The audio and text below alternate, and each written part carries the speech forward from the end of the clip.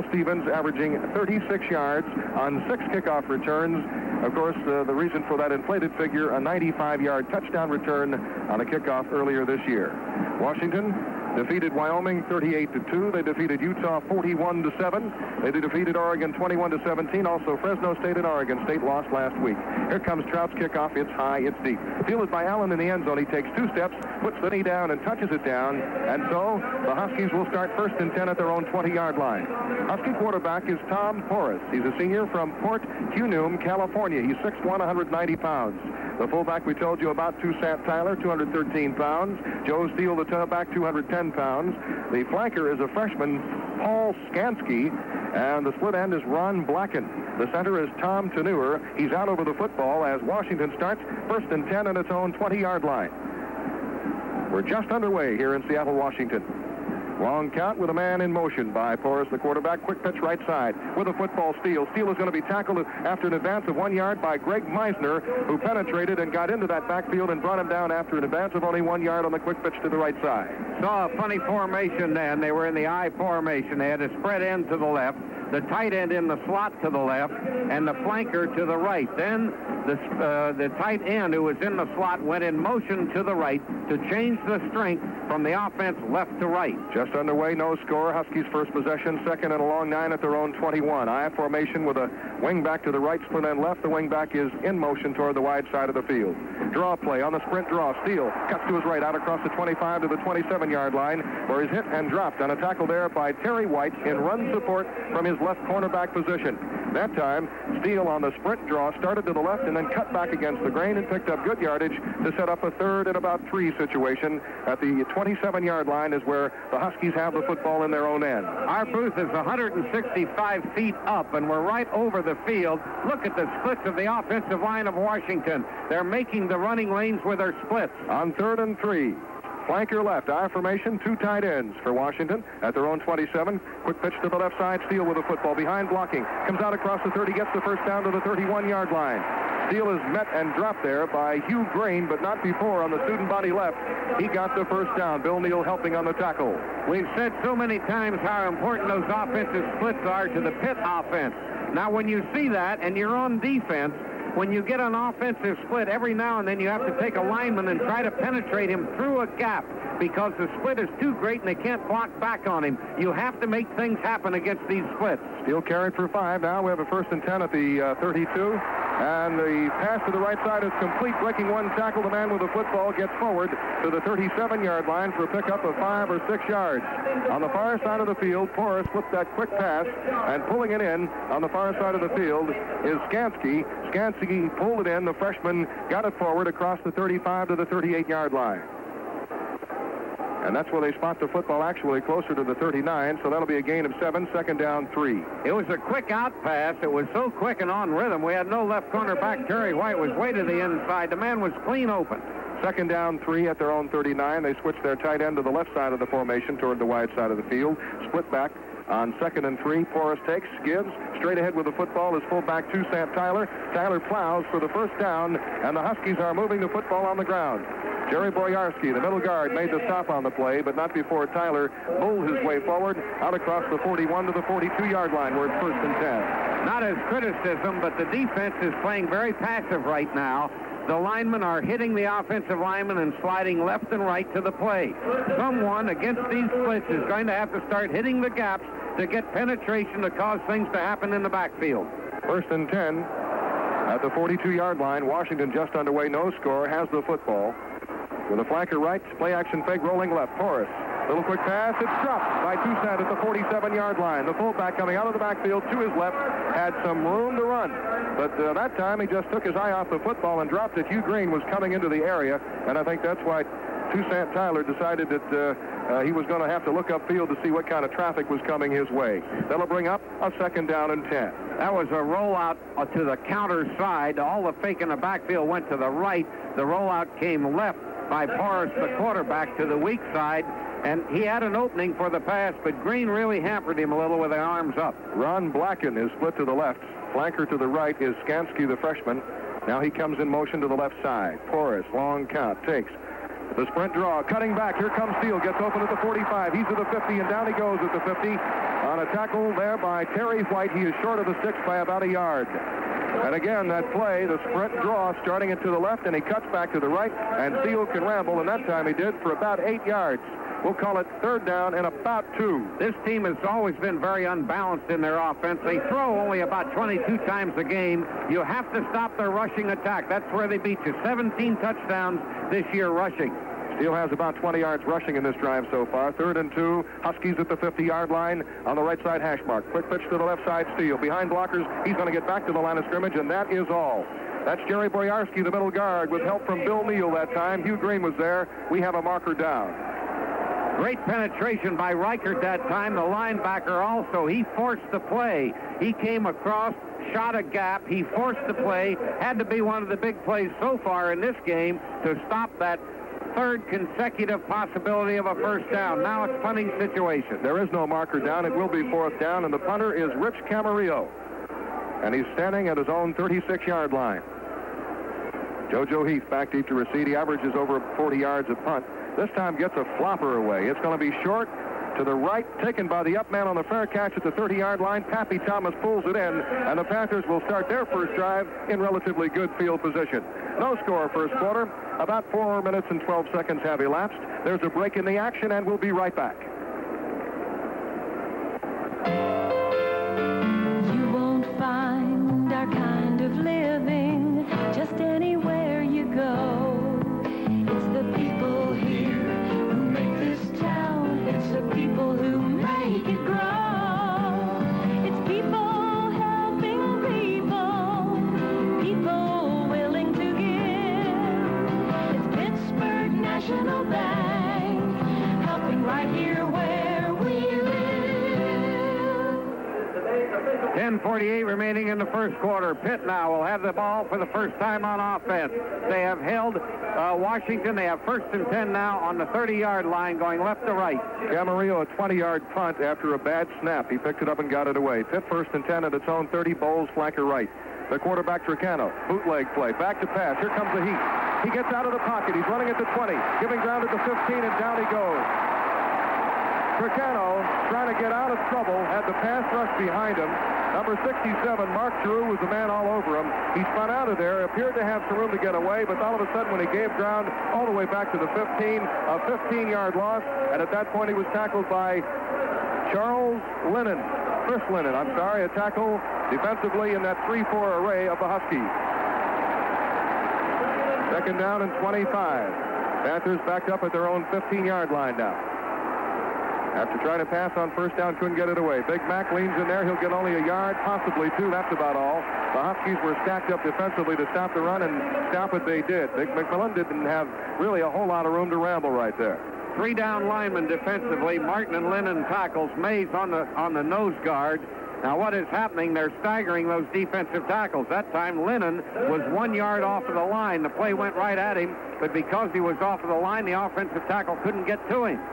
3rd and 23. The Panthers at their own 17-yard line. Shift into the I formation. Rooster Jones dots the I. McMillan in front of him. Tricano long count with a flanker left. Now Jones goes in motion, the tailback, and back to pass, rolling left is Tricano. Looking, now he's going to hike with the ball. He comes out to the 20. He'll be dropped at the 21. And the Panthers now will have a 4th and 19, and will have to punt the football. Learned a great deal on that play, however, with a man in motion, Bill. It moved all the linebackers. The defense had to do something to adjust to the man in motion. Now, Wally English, offensive coordinator upstairs here, he will set a play for that kind of an offensive formation coming up in the next series. David Trout in the punt, gets the snap from Anthony McNally. Gets the punt away. It's a beauty. It's high. It's spiraling long, driving the punt return man Lee back to his own 40. He's trapped in, and he's going to go down. Emil Boris downfield under that punt, made the tackle at the 37-yard line, and that's where Washington will put it in play 1st and 10. No score, 8:50 remaining in the first quarter here at Husky Stadium, a crowd of 55,000 watching this game in sunshine. One big plus to this point, the kicking game at this point is in favor of Pittsburgh. We didn't expect that, but Camarillo for Washington got off a bad kick on a bad snap, and Trout got off a very fine punt. 37-yard line now, Washington in control. 43-yard punt for David Trout. 1st and 10, Washington at their own 37. Flanker left I formation. The quarterback, Tom Porras, the senior, takes, retreats. Looks downfield to pass. Here comes the rush. Fires, and it's intercepted at the 50-yard line by Lynn Thomas. Terry White has made the interception, and the Panthers have the football back. Maybe an argument. One official called it no good. One official called it good. I believe the man who called it good is going to overrule. He did. It's going to be first down now on their own 49-yard line. Call it the 50. It's closer to the 50. A big break for Pittsburgh. The turnovers, the kicking game. Remember, we mentioned that early. So far, Pitt has the advantage. Terry White's second interception of the season. He took the ball away from Ron Blackett. Pitt first and 10 at the 50-yard line. Split the backs wide this time. Tricano Barks with a flanker right. Kenny Bowles, a split in left is Clifford Moore. Draw play. Here comes Big Mac. He's to the 50. He breaks the tackle, but then he's nailed as he gets to the 47-yard line of the Huskies for a pickup of about 3 yards. Dan Fiddler, good block that time, but then the hole closed quickly, and linebacker Antoine Richardson out of the 3-4 came up to make the stop with help from Jerry McLean. Richardson, an outside linebacker, McLean, an inside linebacker. Boy, you have to be impressed with the hit they put on, because they stopped Big Mac, and I haven't seen him stop too often this year. 195 for Richardson, the outside linebacker. McLean is 218, the inside backer. Ball at the 47-yard line. Wayne DeBartola in at fullback now, replacing McMillan. DeBartola carries off the left side, pounds in there to the 45 to the 44-yard line, where he's stacked up by middle guard Stafford Mays of the Huskies. Good carry that time, and a good hole opened up on that left side by center Russ Grimm, Dan Fiddler, the left guard, and Bob Gruber, the left tackle. Washington went with 4 down linemen then. They offset 2 of their men, the tackle on the left and the end on the right. And because of that, they did a little curl pattern. They switched. They did a tango with the man on their side, and they gave us stunts defensively. Third and a long 4 at the 45-yard line in Washington territory. No score yet. The Panthers trying to convert right now. High formation. They put the tailback in motion. They give against it to DeBartola. He falls as he gets to this area of the sticks. Let's see where they spot the football. He looks to be inches short. He had the hole. He had the good blocking straight ahead, but then he got tripped up that time by Rusty Olson, a right side tackle, and down he went just inches short. Let's see what the Panthers decide to do. Randy McMillan returns to the Panther backfield. It looked like the artificial turf grabbed the toe cleat. The cleat right in the front. That caused DeBartola to go down. He was trying to cut slightly to the inside. He had the hole. He could have made another 3 or 4 yards had he not tripped. Now we'll see what Jackie's going to do. He says go for it. Let's go and get it right now. Let's get the confidence. One thing to look for here is your offensive line going to continue and maintain an offensive split, or do they come in tight? If they come in tight, they also bunch the defense and make it a little tougher. 2 tight ends. An extra fullback in there. We've got a power eye set up 4th and a foot at the Washington 41. Here's the give. Rooster Jones dives in there and gets the Panther first down at the 38-yard line. The Rooster diving over the pile. Good blocking from his fullbacks, McMillan and DeBartola. Also up front, Grimm, Boris, May, Fiddler, and Gruber did the job. And the Panthers, with the 2 tight ends, Pryor and Dombrowski, get the ball forward for the first down to the 38-yard line. Boy, if I was a 180-pound tailback, there's nobody I'd rather follow than Big Mac going over that offensive right guard. Big Mac kept his feet. He helped the right guard on that play, Boris, and they both went out, took out the linebacker as well as the nose guard. Single setback, 2 tight ends. Flanker right, the Panthers first and 10 at the 39-yard line of Washington. Long count by Tricano. Short pocket pass. Fires over the middle. Kenny Bowles complete at the 22-yard line. He was interfered with, no flag, but he still pulled the ball in. He beat cornerback Mark Lee, the Panthers, a big first down at the 22. That was a gain of 17 yards. Double wing formation, 2 tight ends. Spread end and flanker playing spread end and flanker both on the right and the left. They know that Washington plays man-for-man defense. The tight ends went down and out, took both safety men out of the middle, made the opening in the middle for Bowles deep on the post pattern. They spotted it at the 23. The Panthers first and 10. They give to McMillan in heavy traffic, dives in there, and he is stacked up as he gets perhaps a yard, possibly 2. Linebacker Bruce Harrell, a senior from Seattle, Washington. He's 6 feet tall, 220 pounds. He is the most active of the Washington Husky defenders. He's got a whole bunch of tackles so far this year. Also, middle guard Stafford Mays helped to make the play. Ball at the 21, a gain of 2. Second down and 8. Staying with the 2 tight ends, double wing. Watch Benji Pryor on an out pattern possibly. Second and a long 8 against that 3-4 defense. Tricano with 2 tight ends and split receivers to both sides. Back to pass Tricano. Firing to the left side. He skips one in low at the 13-yard line. Open at the 10. Running laterally to his left was Clifford Moore. He had beaten cornerback Lance Todale outside, but Tricano's pass skipped in low, hit at about the 13-yard line. Really a bad choice on the pass. Dombrowski had held up and gone down and hooked it 10 yards, right down the far hash mark. He was open on the inside. That time Benji Pryor came back outside to the right behind Bowles, who ran the same post pattern that he caught a few moments ago. Do you run to try to set up the field goal? Again, we've got that double wing single setback on 3rd and a long 8. Pitt at the Washington 21. Tricano back to pass. He keeps the sprint draw on the quarterback keep, and he comes forward, gets a couple of yards to the 18-yard line. The Panthers were setting up the field goal try. Tackle Doug Martin on the quarterback draw play, upended Tricano, and the Panthers now have the kicking unit coming onto the field. Not enough patience by Rick. He hurried to play too much. If he had stayed in the pocket a little longer, those linebackers would have moved out farther to allow the tight ends to block on them. He would have had more of a hole inside. This will be a 34-yard field goal try for senior Mark Schubert, with Scott Jenner holding. The Panthers trying to get on the scoreboard first here. Bad snap. We've got a loose football, and the Panthers dive on it. It'll go over on downs to the Huskies. The ball came in low on the long snap. Scott Jenner had trouble finding the handle. Both he and Schubert dove for it. Jenner came up with it, but still the ball belongs to Washington, and the Huskies keep the Panthers off the board at 4:58 first quarter. Jenner's discussing it now with Grimm. He had difficulty handling the snap. No chance on the kick. There's a break in the action, and we'll be right back.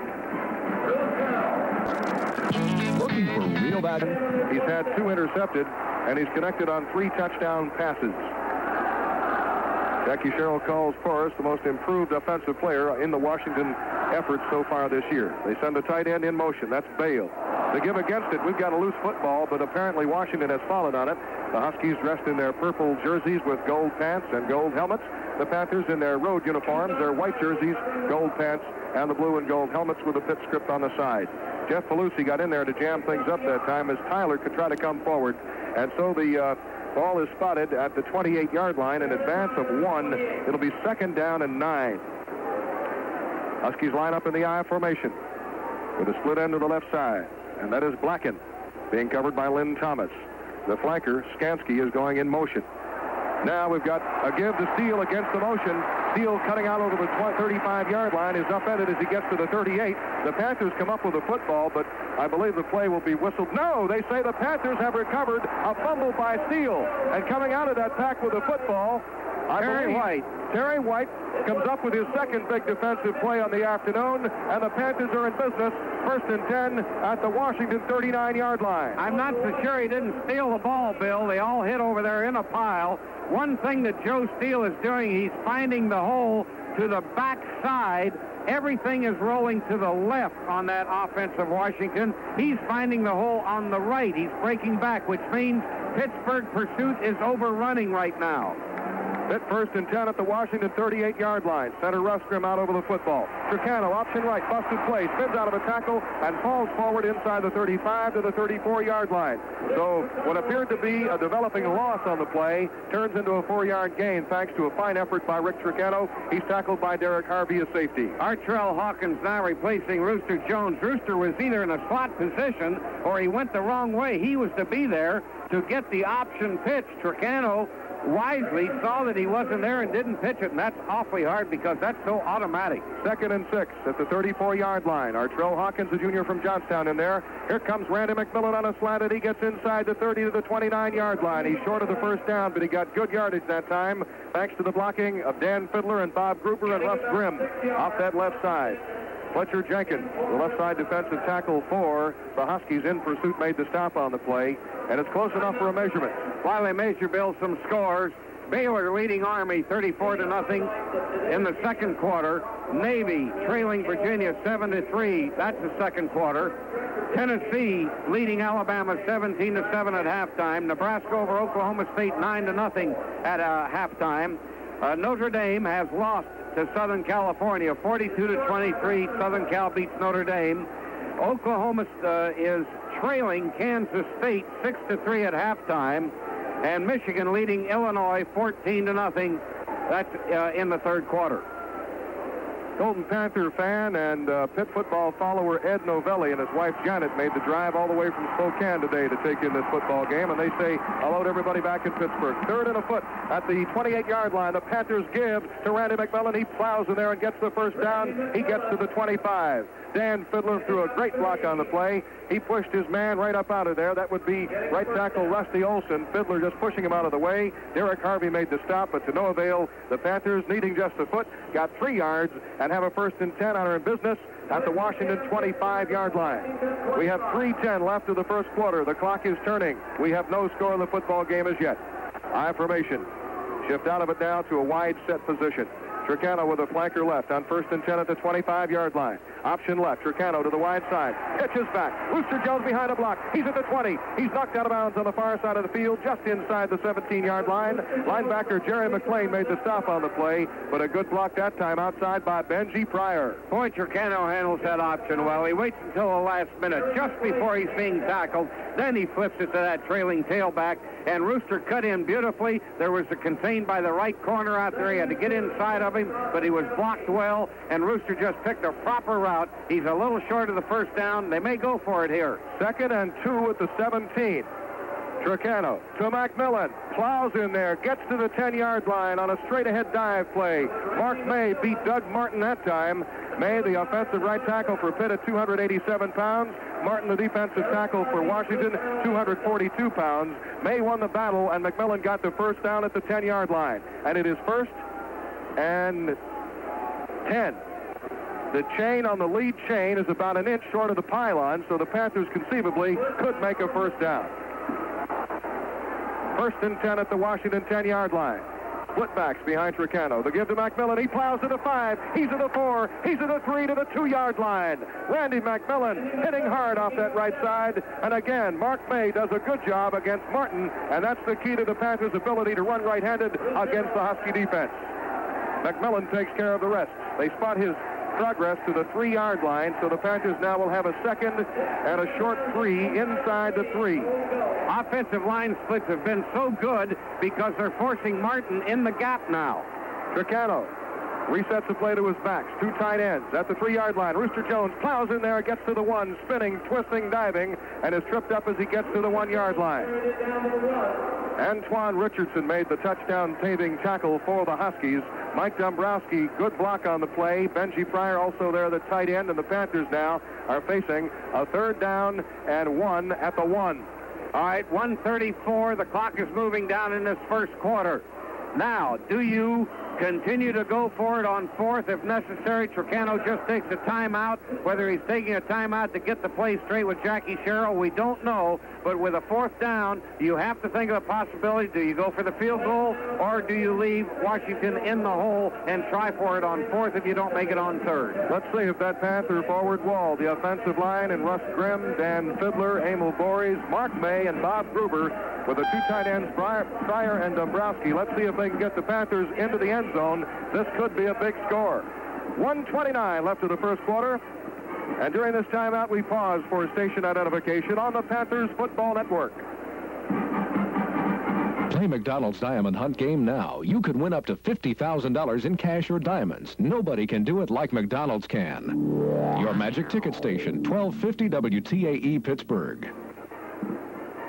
Johnny Sauer with Bill Hillgrove at Husky Stadium on the campus of the University of Washington, Seattle, Washington. 1:29 remaining in the first half.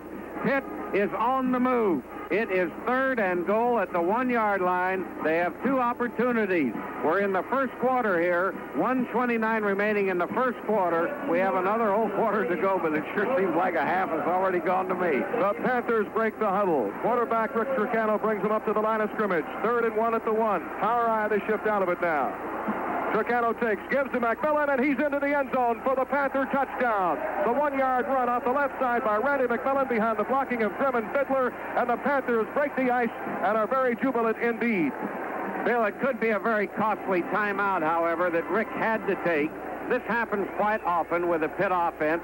They do take timeouts. Rick is proper, though. If he does not feel he got the right play call from the bench, he has to call a timeout and come out and find out what it is. But that can come up and hurt you late in the first half. The extra point try by senior Mark Schubert, orthodox style kicker from Springdale. Hold on the tee by Jenner. The ball is up. The kick is good. The Panthers lead it 7-0. And the Panthers overcame adversity to do it. They had a field goal try of some 34 yards.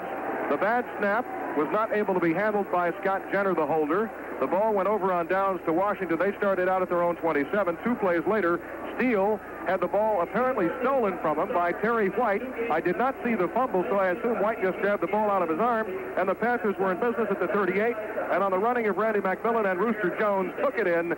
Rick Tricano doing a good job of mixing things up, and Mack scoring the 1-yard touchdown that has the Panthers ahead 7-0. The 2 turnovers have proved very big so far. 1 interception, 1 fumble recovery, both by Pittsburgh. That has given Pittsburgh the opportunity to maintain control of the ball. Now, what they have to do from this point on, defensively, they have to stop that rushing attack by Washington. They have not been able to do it too well. They've received a couple of breaks, and that's helped.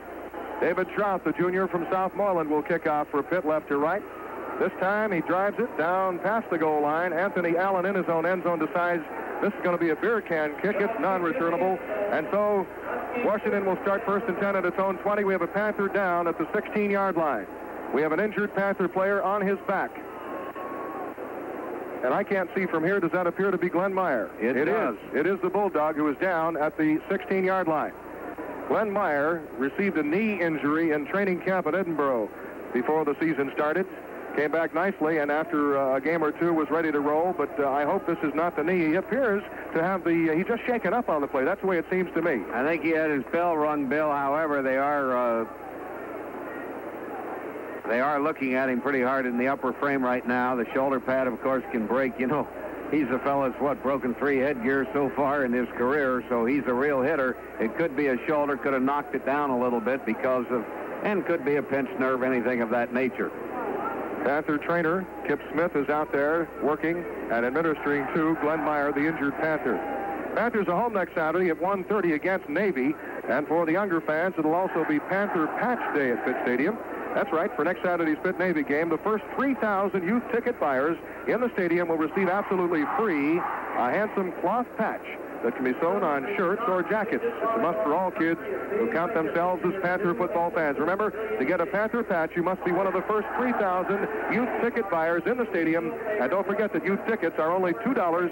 They're on sale the day of the game. Pitt against Navy next week, right here on the Panther Network. With Pitt leading now 7-0, 1:27 remaining here in the first quarter, let's analyze for a moment what Washington is doing offensively. They are using the rushing game as Glenn Meyer's coming off under his own power. He's rushing off, telling that defense, get with it, guys.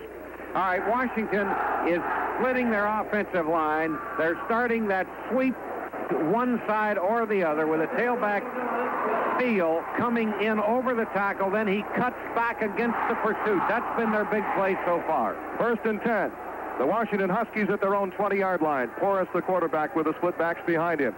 And the flanker left. The give, straight ahead. Off the left side is to Toussaint Tyler, the fullback. He's tripped up by Jerry Boyarsky. He gets a couple of yards forward to the 28, possibly to the 29-yard line. They spot the football closer to the 28. That's 23-yard line. That's a pickup of 3 yards. 2nd down and 7 for the Huskies. We have 1:07 on the turning clock as we approach the end of the first quarter. The Panthers lead at 7-0. Washington Huskies 5-1, coming off a loss last week to Arizona State 12-7 at Tempe. And you hear the chant, "Let's go Huskies." Porras, play action fake, rolls right. Dumps a little pass downfield for Tyler. He drops the football. It's incomplete at the 33-yard line. Covering on the play is Terry White, who's had an excellent defensive game for Pitt so far. Great hit by Terry. Hit him with a roll block. Hit him right around the knees. He had to get to him. He knew he couldn't get the hand on the ball. I like the last defense, Bill, that Jackie Sherrill used. He overshifted his lineman into the gaps. He put Boyarsky in the gap. He brought Meisner in the gap against that big split on the Washington offense. Now they can get some penetration and cause things to happen in the backfield. Call it 3rd and 6 at the 24-yard line, a long 6. Washington back. Here comes the Panthers with a safety blitz. Chased out of the pocket. The quarterback, Porras, is tackled by Jeff Pelusi for a loss across the field at the 22-yard line. Chasing him was JoJo Heath on the safety blitz. That flushed him out of the pocket when he ran to the sideline. A diving tackle by Pelusi, and Washington will be forced to punt the football. Great speed by Pelusi, and I say that because when you have a blitz, you also have a rush from both outsides for contain. The contain on the far side was not there, and if it hadn't been for Pelusi, they could have made a long run. Rich Camarillo is the punter for Washington. He stands inside his own 10, gets the snap, and will kick the ball low. Coming up under it, JoJo Heath at his own 43 along the 45. Hit by one man, breaks away, still on his feet, and down he goes at the 49-yard line. JoJo Heath ran out of running room, but a good, determined effort. 42. And we have a marker down. We have a marker down along the 49-yard line, and that appears to be a clipping call against the Panthers. Let's await the call from referee John Dempsey. All Pac-10 officials here. It'll be 15 against Pitt, I believe, Bill. That's what the initial indication is by the referee. It is against Pitt. It's going to be 15. Could be holding or clipping, doesn't make any difference, really, or could be hitting below the waist, which you're no longer allowed to do, you know. On any return, you just can't hit below that waist. Panthers return the ball to the 49, and the clock has expired here in the first quarter. That's the end of the first quarter at Husky Stadium with the score, the Pitt Panthers 7 and the Washington Huskies nothing. This game is ending up here and continuing in this first half into the second quarter, just as was expected. A tight football game, a defensive football game, but Pitt has put 7 points on the board along with Bill Hillgrove, Johnny Sauer from Husky Stadium. We're just starting the second quarter. Pittsburgh leading 7-0. Panthers have a 1st and 10 at their own 33-yard line rather than the 1st and 25, which you might expect in that situation.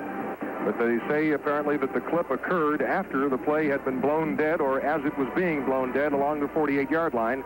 So the Panthers have a 1st and 10 at their own 33. Panthers would have been in excellent field position. Still don't have real bad field position, but it would have been nice to start a drive near midfield.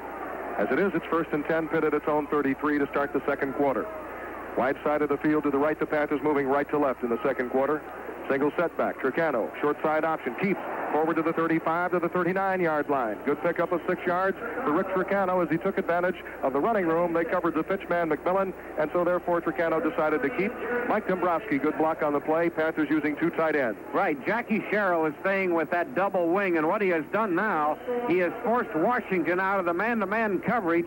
He has forced them now to wide side zone. That's to the wide side of the field. Now what Jackie is doing is running back to the weak side away from the strength of the Washington defense. Panthers with Wayne DiBartola now as the lone setback. 2nd and 4 to 39. Tricano to pass. The pass is blocked by Doug Martin. At the 32-yard line, Martin was all over Tricano, and he just jumped up in his face and blocked it. And so it'll be 3rd down and 4 of the Panthers at their own 39. Good defensive play for one of the outstanding defensive tackles in the country, Doug Martin, 6'3", 242 pounds. He's from Fairfield, California. Now, don't be surprised because Washington is using their linebackers in the pass coverage so much that Rick might keep a tight end in the block, delay McMillan, and send him over the middle. He'd be wide open. On 3rd and 4, Tricano, wide side option, pitches back. Here's McMillan. He's going to be hit and tackled at the 39-yard line. No gain, and the Panthers will be forced to punt the football. Making a fine tackle on the 231-pound McMillan was strong safety Greg Grimes. That was a hard hit along the 39-yard line. Grimes is 192 pounds, but he put a good wrap on McMillan, and so the Panthers now are in punt formation. 10 men on the line of scrimmage for Washington. David Trout awaiting the snap at his own 24. Now they have 2 men pulled off the line of scrimmage, so they have actually right now 8 men on the line of scrimmage, and Trout gets the punt away. It's low and it's wobbly. It's going to hit, take a pit bounce to the 33, to the 25, to the 20, to the 15, to the 10. Inside the 10, the Panthers push the Huskies all the way back to the 5-yard line. What a punt by David Trout. It wasn't a work of art as it left his foot, but it accomplished what I'm sure he was trying to do, and that's to get the Pitt roll. That ball must have rolled 30 yards. If you take that statistical advantage in the kicking game away from Washington, which they had going into this game can be won by Pitt, especially on the turnover so far. 2 in Pitt's favor, and the kicking game has gone all Pitt to this point. That was a 56-yard punt by David Trout. 1st and 10, Washington at its own 5-yard line. Forrest brings him out of the huddle, sets him in the eye with a flanker right to the wide side of the field. The Huskies go on the attack. To give off the left side is the Steele. Joe Steele, the big tailback, gets short yardage as he comes out to the 7 to the 8-yard line, where linebackers Jeff Belusi and Mark Reichert drag him down just short of the 9. A pickup of just about 3.5 yards, so we'll call it, for statistical purposes, 2nd down and 6.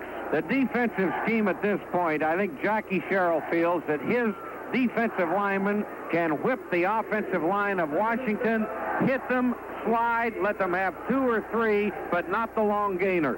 Panthers flop their defensive ends now, and in motion is Skansky, the freshman.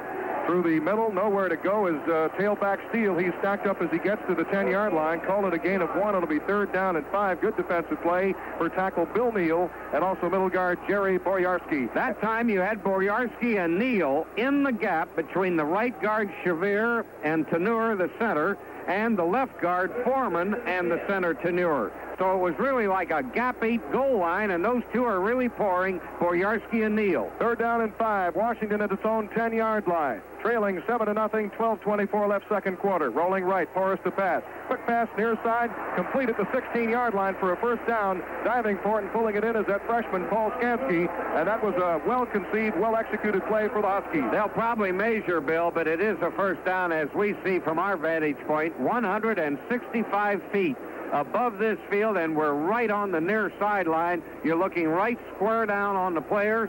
As a matter of fact, it's difficult to see the numbers as they stand up. They have to really bend over to get the numbers well. Here come the chains for the measurement. I think he made the 1st down. Or so it would appear from our vantage point up here, and we are high, as you have pointed out, Johnny Sauer. It is a 1st down. Very easy to see the perspective in the relationship between the chains and the progress of the ball here, because you're looking straight down on it. You can get some great coaching film from up here. Yeah, it's perfect. This is where you would want to scout, Bill. You not only get depth perception, but you get the width, the angles, and where they're lining up. We can see the gaps just so well against that split offensive line of Washington. Washington trying to come out from under the shadow of their own goalpost. 1st and 10 at their own 16. Deep give off the left side, but plugging the hole nicely is linebacker Mark Reichert. With the football, Joe Steele looked like he was going to be able to ramble forward. He got absolutely no gain on the play. Good play for Mark Reichert, the junior linebacker from Bay Village, Ohio. Reichert 6 feet tall, 210 pounds. Very fine fill, because Hugh Green on the outside contain was blocked out. Meisner on the inside was blocked in, and we had to have a fill from Pelusi or Reichert, and Reichert was right into the fill on that off-tackle play. Washington 2nd and 10 at its own 16. They shift out of the eye and split them wide in the backfield, shift the tight end to the left side. Forrest, long count with a flanker left.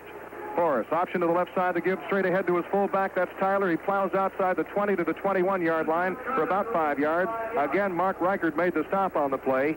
Tyler, carrying that football on the slant left, brought it out to the 21 for a pickup of 5, so we'll call it 3rd down and 5. One thing about the offensive line of Washington, the reason their rushing game is so good, they don't give up. They continue that forward momentum. Phil Foreman, the left guard, Joe Sanford, the left tackle. Panthers man-for-man coverage, 3rd and 5, Washington at its own 21.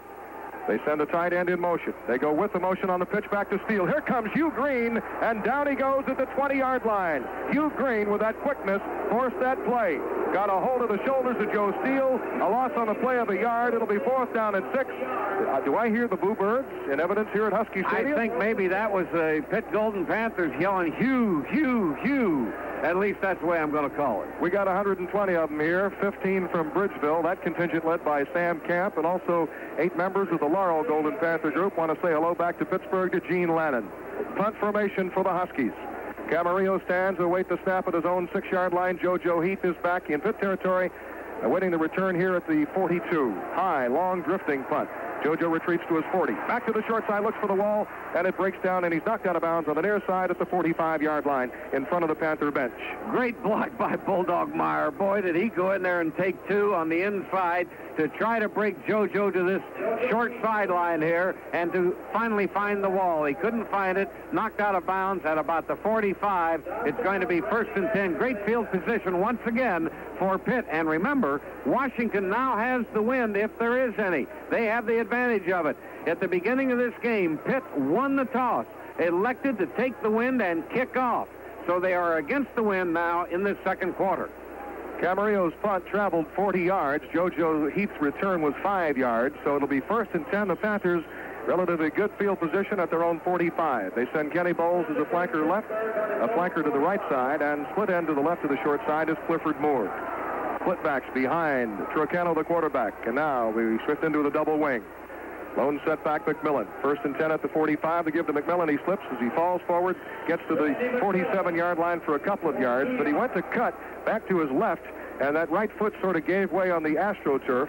I noticed before the game they had the Game Saver machine, the Zamboni, backing him up some water.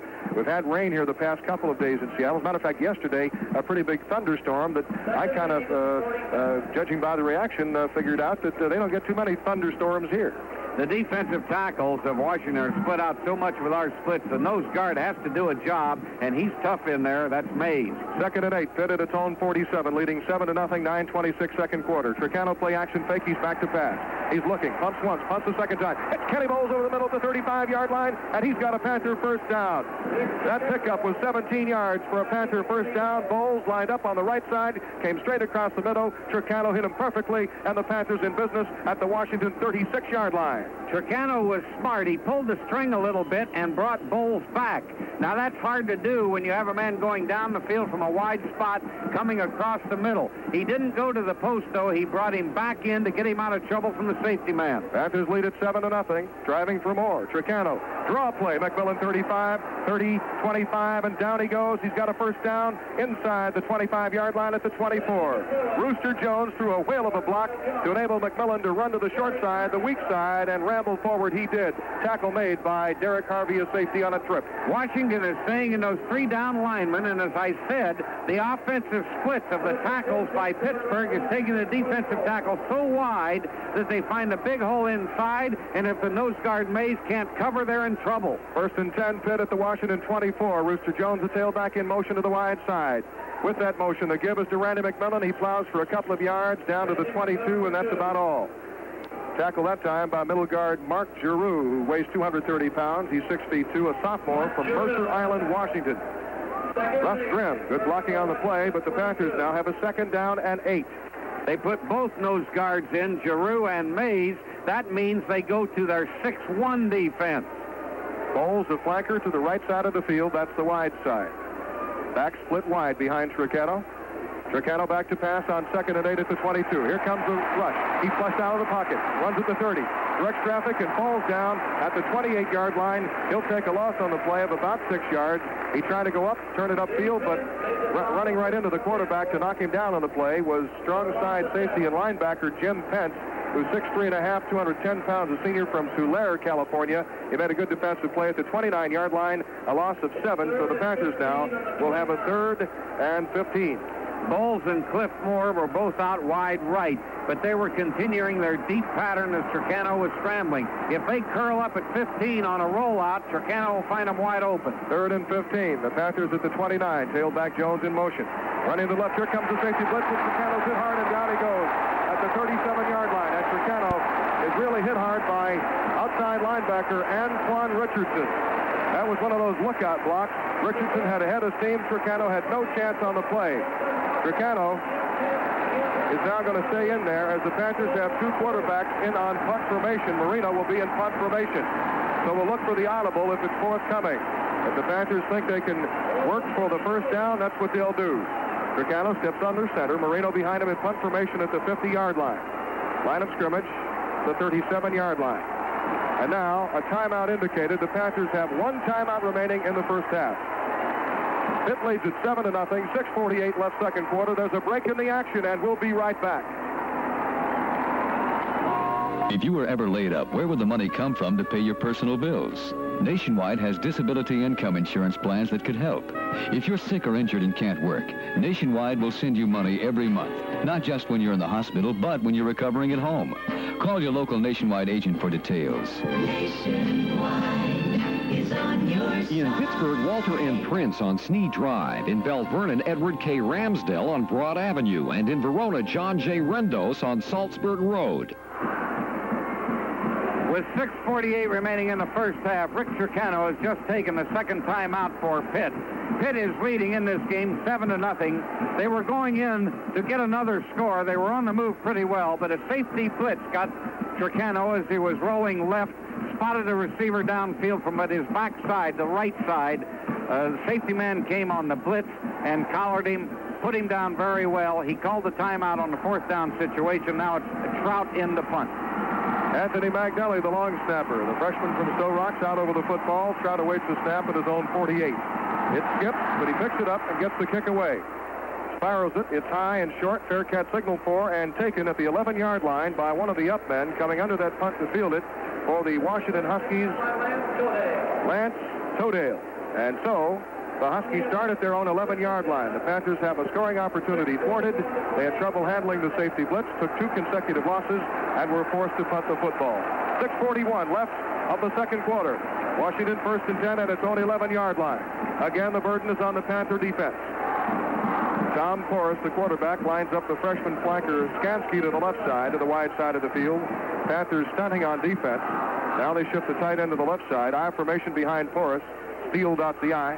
Quick pitch to Steele. No, that's a new tailback in there, and he's not going to run anywhere but back to the line of scrimmage. Kyle Stevens, in place of Steele, took that pitch back to the left. He was hit, and very quickly, by Dave Bucklew from his middle guard position, who's now in there in place of Jerry Boyarsky.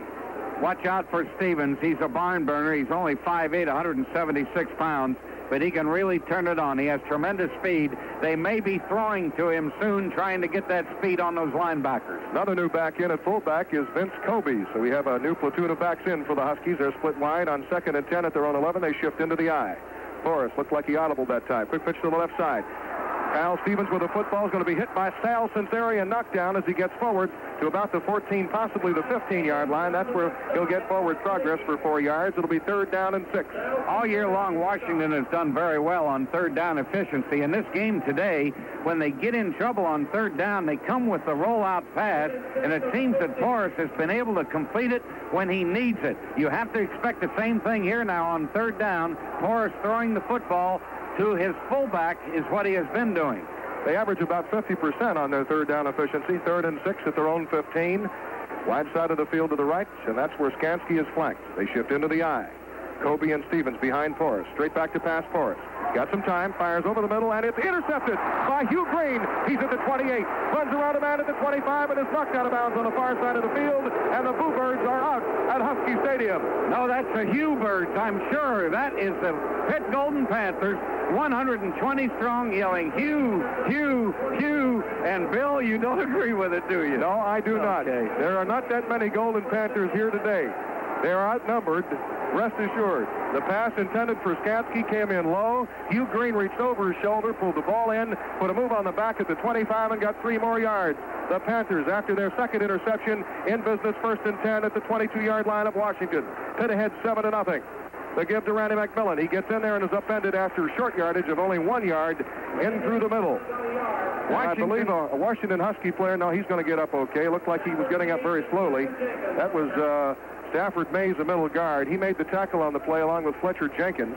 And so call it the forward progress of McMillan, just 1 yard. It'll be 2nd down and 9 at the 21. Washington's going with that 6-1 defense, Bill, and you can't run inside on it. What you should do is either audible to a pass on the linebackers. You ought to be able to hurt them or go off tackle or wide. First slot left today shown by the Panthers. More in the slot, pitch back to the left side. McMillan cuts around a man. He's at the 20. He's at the 15, the 10, the 5. Randy McMillan into the end zone for a Panther touchdown. A run of 21 yards, and the Panthers celebrate.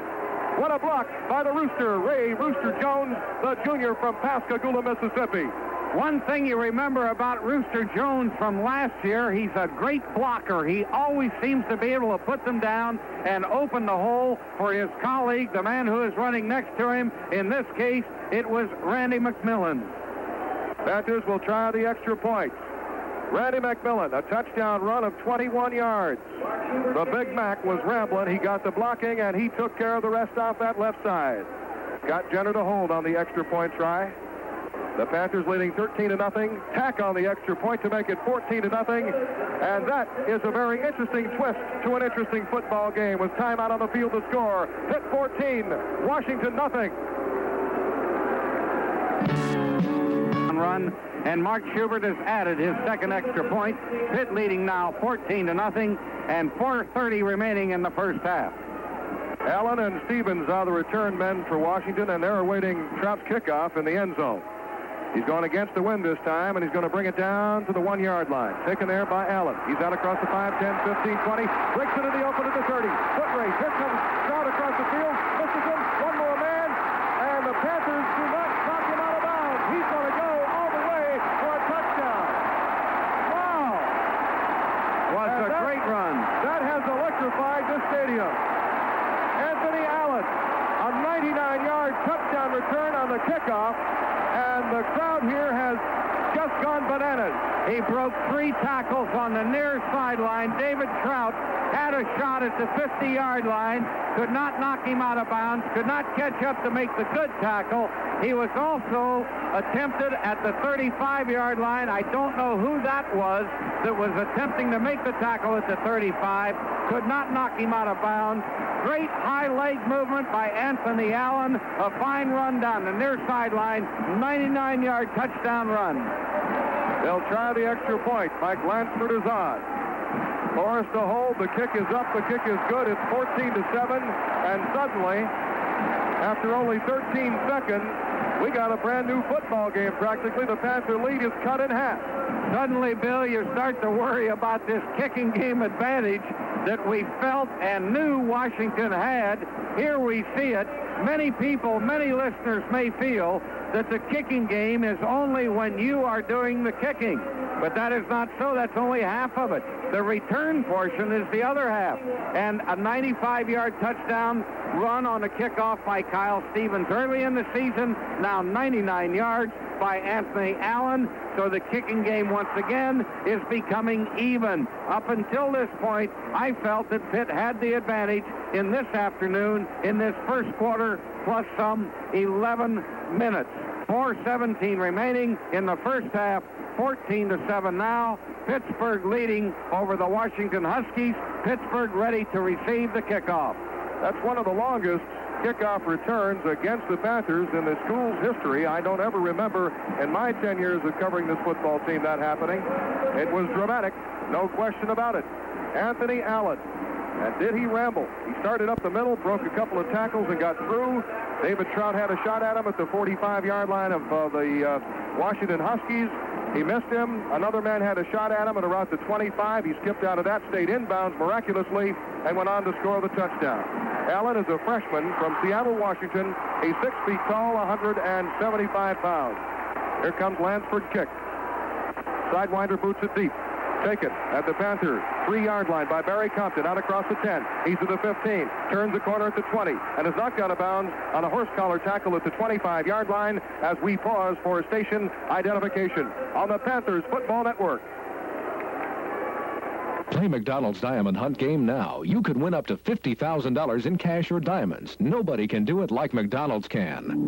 Your Magic Ticket Station, 1250 WTAE Pittsburgh. Barry Compton, a kickoff return of 22 yards. A 99-yard return of a kickoff by Anthony Allen for the Washington Huskies puts them back on the board. It's 14-7, Pitt with the ball on the lead. Short side option for Cano keeps. Plows forward, gets to the 30-yard line, picked up about 5 yards before free safety Derek Harvey put the wraps on him. Tricano going to that short side option, picked up some blocking, got the hole and fell forward. That'll bring up a second down and a long 5. Pitt at the 30-yard line. Mike Dombrowski, good block on the play for Pitt. Dombrowski, a tight end, a junior from Buffalo, is 6'3", 215 pounds. What a kickoff return by Anthony Allen. He did it all. Showed speed, showed great control of his feet, skipping out of tackles, and stayed in bounds. He showed balance on that, too. Pitt with a 2nd and 5. Tricano to pass, fires downfield, complete on the near sideline at the 43-yard line to Clifford Moore. He's knocked out of bounds by the defender, Lance Todale, and so the Panthers getting the ball to the 43-yard line, a 13-yard gain on the pass to Clifford Moore. Pitt with a 1st and 10 at its own 43. Fine audible call that time by Tricano. He saw the 6-1 defense. Both defensive tackles opposite the offensive guards had moved back. he probably had a dive play to McMillan. He changed it to the pass. It's man-to-man coverage. Called it at the right time against that 6-1 defense. Wide side of the field is to the right. Pitt first and 10 at its own 43. The give to the lone setback. Randy McMillan spins and drives forward, gets to the 45-yard line, and that's his forward progress, possibly to the 45.5. That's about all. The tackle applied by Mark Stewart, a weak side linebacker. Emil Borey is a good block on the play. McMillan, using that ability to spin, gets forward for a couple of yards to the 45. It'll be 2nd down and 8. If you're just joining us, the Panthers initially got on the scoreboard on a 1-yard touchdown run by Randy McMillan. He added a 21-yarder, but then Washington came right back with a 99-yard kickoff return by Anthony Allen. 2:53 left second quarter. Pitt ahead 14-7. 2nd and 8. Pitt at its own 45. Turkano back to pass. Fires downfield, complete to Mike Dombrowski at the 49-yard line of the Huskies. He's hit by about 5 Husky purple-shirted defenders, and he's knocked down. Led by Derek Harvey, who made the tackle on the play. He's short of the first down marker by about 1.5 yards, depending on where they spot the football. They spot it at the 49-yard line in Washington territory. That'll bring up a 3rd down and 2. The movements of Dombrowski showed you then. He wasn't sure. You knew he was thinking. He wasn't sure whether to get out of bounds or go for the first down. He had second thoughts, tried to go for the first. 6 men in the front. Here comes McMillan on 3rd and 2, and he plows in there and gets the first down to the 46-yard line. Randy McMillan with a good hole open on the left side. Russ Grimm, Dan Fiddler, Emil Borys, Mark May, Bob Gruber, the 2 tight ends, Pryor and Dombrowski, are doing a good job of blocking this afternoon. I guess we have to remember that Ralph Still is the guy that can really run the curl pattern to perfection, does so well, but he has a slight injury, has not played so far this afternoon. Clifford Moore is in. Clifford Moore runs a good sideline pattern, but if Turkano can roll out, he can curl very easily on a 15-yarder. 1st and 10 at the 45. Short side option. Turkano is hit and dropped as he comes forward to the 43-yard line.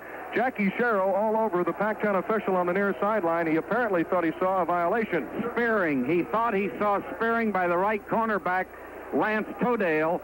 He thought he came in with a headgear, and Jackie came down and said, gosh, that guy's trying to put my quarterback out of here. Let's call these things. They're illegal. 2nd down and 7. A couple of defensive changes for the Huskies. Ball on the left side, hash mark. Pitt moving right to left in the second quarter, which has 1:20 remaining. Pitt ahead 14-7 with a 2nd and 7 at the 45-yard line of the Huskies. Back to pass. Turkano rolls out of the pocket, fires downfield, and it's complete to a diving Kenny Bowles at the 30-yard line. What a catch by the senior from Rancho Cordova, California. And has he come into his own in the last couple of ball games for Pitt? Bowles is not very big. He's 5'8". That's stretching it. He weighs 152 pounds. I doubt that. He's got great ability to run because he's got that 4.4 speed. That time he showed a great ability to hold on to the football. Pitt in business, 1st and 10 at the 30-yard line of the Huskies. Draw play, McMillan around the block at the 30, still on his feet at the 25, breaks the tackle, he's at the 20, still on his feet and gets inside the 20 to the 18-yard line. Another Panther first down. You talk about second effort. He importantly got out of bounds, Bill, with 50 seconds remaining. Pittsburgh has only 1 timeout remaining. That's important now on this move. They have the ball on the 18. 1 timeout remaining. DeBartola comes in, giving McMillan a little rest and a change of jersey. They'll stay with the same offense. It's important now. They are in field goal position. They are against the wind. The wind can affect the ball not too much on distance, but on right or left, how it may veer off. Now Turkano has taken his timeout, even though the clock had stopped with the out-of-bounds play at 50 seconds. Panthers to discuss how they're going to try to score here with just 50 seconds remaining in the quarter. There's a break in the action, and we'll be right back. Football fans thrive on fast action, so here's a special tip for you. Next time you shop, hop aboard the Open Pantry Express. After all, when you're shopping for eggs, milk, bread, butter, soft drinks, and all the other important items you use each day, the only difference between the supermarket and your nearby Open Pantry is the time you save. At Open Pantry, there's no checkout line. You park right at the door, and everything's within easy reach. That's the Open Pantry Express, open till midnight, 7 days a week. Aboard the Open Pantry Express, right along. With 1st and 10, the ball on the 18-yard line of Washington, it appears that possibly Turkano, after talking to Jackie Sherrill, is coming in. They're going to use their same offense, the same rushing offense. They may very well, Bill, go to the power I, which they do many times to pick up yardage. However, they have no timeouts remaining now. So they're going to have to get the ball out of bounds or an incompleted pass in order to get enough time for the field goal. I would think Rick may now go for the pass, try to get the completion, hurry up, and then throw it away to stop the clock. Pitt first and 10 at the 18-yard line. Pitch back to the left side, showing the option pass is Rooster Jones for the end zone. It's too far for Kenny Bowles, who was running a left sideline corner pattern. He had gotten around the defender, Lance Todale, but the option pass by Rooster Jones was thrown over the end line. It'll be second and 10. The clock stops at 44 seconds. Hey, give credit to Rooster. Wasn't a bad pass. It had to come right down in the corner end of the end zone on this near side. He put it right there. There wasn't enough field remaining, really, for Kenny Bowles to be able to make the reception or get to the ball. It was a fine pass, though, by Rooster. Running to his left, and that's a tough play, even for a quarterback. Second and 10. Pitt at the Washington 18-yard line. 44 seconds left of the quarter. Tricano, quick out pass. Complete to Rooster Jones. He's knocked out of bounds on the far side of the field at the 10-yard line. Picks up 8 yards. That stops the clock at 38 seconds. All right, now that's a great play there because he's got only 2 yards for the first. He's got third down and 2. The clock stopped at 38 seconds. No timeouts remaining. Pitt leading Washington 14-7. Now what he can do, because he's on the far hash mark, he can call a running play or a sweep to the right and make sure the man gets out of bounds, try to pick up the 2 for the first down. Third and 2. Pitt at the Washington 10-yard line. Play action fake by Tricano. Fires for the end zone. Incomplete. Crossing patterns that time for Clifford Moore and Kenny Bowles, but the defenders were back there. The ball fell incomplete, and the Panther field goal unit is on. When you cross, though, Bill, if one's going to be on the end of the end zone, one's got to be on the goal line. They were both at the intersection at the end of the end zone at the same time. 2 receivers, the same spot, and boy, you can get somebody hurt meeting at that intersection. Angle from the right to the left for a field goal kicker, Mark Schubert. This will be a 26-yard attempt with Scott Jenner holding. Pitt ahead by 7 points, trying to make it a 10-point differential. Kick by Schubert is up. It's high, and it's good. 26-yard field goal for Mark Schubert, and the Panthers lead it 17-7 with 28 seconds left of the second quarter. Now, the Panthers special teams will have to gut it up. They've got to be a little bit disconsolate. They've got to be down just a bit mentally because on the last kickoff, they permitted Anthony Allen, a fine freshman sprinter for the Huskies, to go 99 yards for the score. Now they've got to fill the lanes and make sure they get their hats on the right numbers. That was a great wedge on that touchdown run, the kickoff return of 99 yards. The wedge came right up the middle. There were 4 men in that wedge, and Allen was smart enough to stay with it for 30 yards. As far as he could up the middle, then he breaks it to the outside. When you can keep it in the middle, the longer the better, because you bring everyone in from the outside, trying to make the tackles from outside in. Then you break it to the outside and find the wall, and he outran everyone down this near sideline. Panther kick unit is now on the field. Tim Lewis, Terry White, Rooster Jones. You've got Michael Woods out there, Barry Compton. Here's the kicker, Trout, with a line drive. Allen bobbled it into the end zone. They're going to try to bring it out. Here comes the other man with a football. He comes out to the 5, the 10, the 15. Kyle Stevens is knocked short of the 15 at the 13-yard line. We have 22 seconds left of the first half. Washington has 3 timeouts remaining. All right, the 3 timeouts they're not going to use. They don't want it. They want to get out of here right now with 22 seconds remaining. At this time, the defense, though, should not give up. Try to get the football. Go for the ball right now, because if you go for the ball and get it, we can get another field goal. And coming into the ball game, I believe that was the backup. No, it's Porras again. They'd like to see the backup quarterback, but Porras is back in. You sure they weren't yelling for Hugh Green? No, not that time.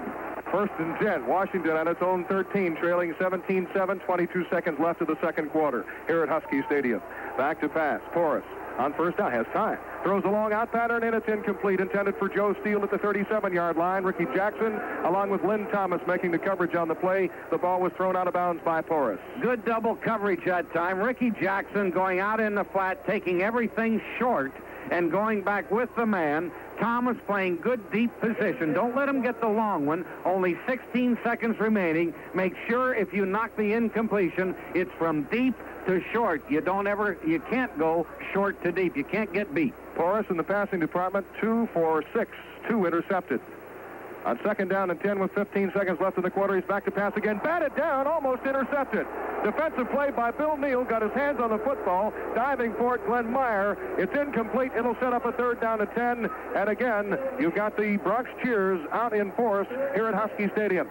Screen pass away from the flow. Everything flowed right to the near sideline here. Porras came this way. All of a sudden turned back, was going to hit Joe Steele, his fast halfback, out in the left. But there was Neal between the quarterback and the receiver, had his hands up, almost intercepted. 11 seconds left of the second quarter. The Pitt defense trying to stop the Huskies here. Huskies trailing 17-7. Porras back to pass, running to his left. Now we got the draw play. Here comes Steele against it. He comes out across the 20 to 25. Loose football as he's tackled at the 30-yard line, and that's where he'll be down with 3 seconds left of the second quarter. Did you see Ricky Jackson cause that loose ball? He came in as the man was falling down. They called it dead there, but he just flicked a hand in as he went by and pulled the ball loose just with a flick of those fingers. Timeout indicated by Washington. They have 2 remaining, but they're not going to get a chance to call them because they have only 3 seconds left of the second quarter. A reminder to all Pitt football fans that the Panthers have their final 2 home games of the season coming up next week against Navy and then the following week against Syracuse. Plenty of good seats remain for both games, so if you haven't gotten a chance to see this Pitt ball club yet, why not take in some excellent college football with the Panthers square off against 2 of the top teams in the East. For more ticket information, call the Pitt ticket office at 624-4600. That's 624-4600. We understand this afternoon the Navy Mids were upset by Virginia. Perhaps the Mids and Coach George Welsh might have been looking ahead to the Panthers. That's kind of unofficial, Bill. We have heard it. We have not received it from the press box. It was a 7-3 score. We had it in the third quarter, but we have understood that it did end up that way, but we'll have to wait and get official word. Now, they have no chance now. There's a 3-man rush. We have 8 men defending at this point on Pitt. JoJo Heath is 25 yards away from the football. He's standing back playing center field. 1st and 10 at its own 30 with 3 seconds left. Desperation try here by Porras. Steps out of the pocket, fires that long sideline pass downfield, and it is batted into the air and incomplete at the 18-yard line. Fine coverage on the play for the Panthers. Intended for Ron Blacken, but Lynn Thomas and JoJo Heath back there had their eyes on the football all the way. It fell incomplete, and the Panthers have a 10-point lead at halftime. That's the end of the first half here at Husky Stadium in Seattle, Washington, with a score of the Panthers 17, the Huskies 7. Set up for the far sideline. However, Allen got the ball about 5 yards from the near sideline. He did a smart thing. He never would have gotten all the way across field. He just came up the near sideline and had no blocking whatsoever ahead of him. New quarterback in for the Washington Huskies, bringing a positive response from the stands. A junior by the name of Tom Flick, F-L-I-C-K, from Bellevue, Washington. He's 6'2½", 190 pounds, 12 of 20 passing so far this year. So he does have an arm. Washington starting 1st and 10 at their own 16. Split backs behind Flick, the new quarterback. Flanker right. The take and the give. No, Flick keeps it. Turns at the 20. Gets to the 26 to the 27-yard line. Very close to first down yardage. Mark Reichert made the stop on the play. It appears to be a Washington first down. It is. Great fake by Toussaint Tyler and also by the quarterback Flick. Toussaint Tyler came into that hole on a dive play like he had the ball. He was trying to make yardage. And Flick just kept it on the hip and cut inside to contain on the right side. Flick, the junior, lines him up in the eye now. Ball between the hash marks. 1st and 10 at his own 27. Looks like an audible.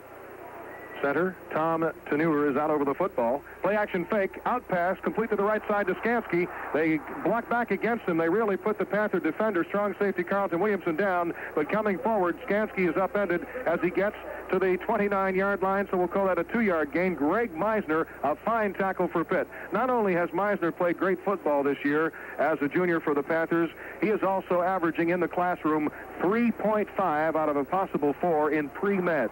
Really a great student and a great fella. On that play, Bill, Williamson really came up to be able to be the contained man, and he made the receiver show in a hurry. That's what he has to do on that screen. 2nd and 8 at the 29. Again an audible, sending his tail back in motion. Flick straight back to pass. He looks, he's got time, looks again, throws the long bomb downfield down the right sideline, and it is incomplete at the 27-yard line. Going for that football is Skansky, the flanker. Coverage on the play by Terry White did a good job of getting himself in a position to knock that ball away. Bill Neal put some pressure on the quarterback Flick, and it may have caused him to release the football maybe a minute sooner than he wanted to. Terry White has just played outstanding football at the left corner all year. The only time he was beaten was against North Carolina on a beautiful corner post pattern. He learned a lesson then. He's playing the left corner spot just tremendously. Now they send Blacken out as a split end to the left side. To the short side of the field, the right, the wingback is Skansky, the freshman. On 3rd and 8 at his own 29, Flick sends Skansky in motion to the left side of the field. Draw play to Steele. Steele bounces off a tackler, gets forward to the 30 to the 31-yard line, but he'll be far short of the sticks, and Washington will be forced to punt the football. Jeff Pelusi, along with Ricky Jackson, made the stop on Steele. And Rich Camarillo is in the punt for the Huskies. Line of scrimmage, the 32-yard line. That could have been very dangerous because it was against a safety blitz and a linebacker blitz, and anytime you have a draw with a blitz on, you break that rush and you find opening. Good pursuit by the defense. Most of the field is now in shadow here at Seattle, Washington. Bright sunny day otherwise. Snap comes to Camarillo. Has time to get the kick away. It's a spiraling kick driving JoJo Heath back. Takes it his own 23. Comes forward, runs into traffic at the 27. He's going to be hit and dropped, and they'll call his forward progress to the 27, and so the Panthers will have it 1st and 10 at that point. Making the tackle downfield under that punt by Camarillo for Washington. Williams is credited with the tackle on JoJo Heath, so the Panthers start 1st and 10 at their own 27-yard line.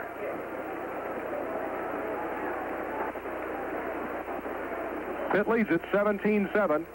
2 touchdown runs by Randy McMillan, one of 1 yard, one of 21 yards, and a field goal by Mark Schubert. So the Panthers, 1st and 10 at their own 27. High formation, they shift out of it. Stracano, the quarterback. Counter play back to the right side. Rooster Jones behind a block. It's out across the 30 to the 32-yard line to the 33. That play might have gone for 10 more yards, but the man getting in there to make the tackle, Jim Pent, shed the blocking. Good block initially by Dan Fiddler, made the play happen. When Rooster runs the ball, you see legs and arms flying because there's a runner that gives it 100% every time. He may only have a sliver in which to go, but he's got arms and legs flying with forward momentum. On 2nd and 4, the Panthers show a slot left with Moore in the slot. They shift out of the eye. 2nd and 4 at their own 33.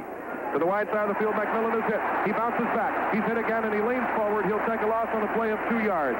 He had nowhere to run because of the presence of linebacker Antoine Richardson, who had the arms around Big Mac. All right, now we've been using in passing situations double tight end. We're not going to go to it now. If you don't go to it, look then for Benji Pryor over the middle. He'll be covered man-to-man by the strong safety man, Greg Grimes. I think he can beat him on the curl pattern if he goes down about 10 and comes back 2. Pryor has yet to catch a pass in this football game. Pitt 3rd and 6 in its own 31. To the right side, Rooster Jones behind blocking. Gets to the 35, and he'll be hit short of the 35 and knocked down, and so the Panthers will be forced to punt the football. Rooster Jones behind blocking, running to the short side, the right side of the field, gets 3 yards to the 34. The Panthers have a 4th and 3. Jim Pent, strong side linebacker, made the tackle for the Huskies. Bill, the short side is there, and that play is there. It was just too late developing. Center Anthony Magnelli out over the football, gets the snap to David Trout. Trout gets the punt away. It's a beauty. It's high. It's long. It spirals to the 21 and taken there on a fair catch by Mark Lee. And the Huskies will start 1st and 10 at their own 21-yard line. That was a real fine punt for David Trout. It covered 45 yards. 2 big takeaways in the first half. Terry White on both of them. A takeaway on a fumble, a takeaway on an interception. That's what the defense needs again. Get ahead in the turnover takeaway department. Take one away here and give the offense the field position. 1st and 10, Tom Flick, the quarterback for Washington. He's at his own 21-yard line with a flanker right to the wide side. Again, the audible. His split end moved slightly, but got back. The give off the left side is to Steele. Breaks 1 tackle, still on his feet at the 25, and down he goes at the 30-yard line. On a nice tackle by JoJo Heath, but Steele, with that second effort, got forward for about 9 yards.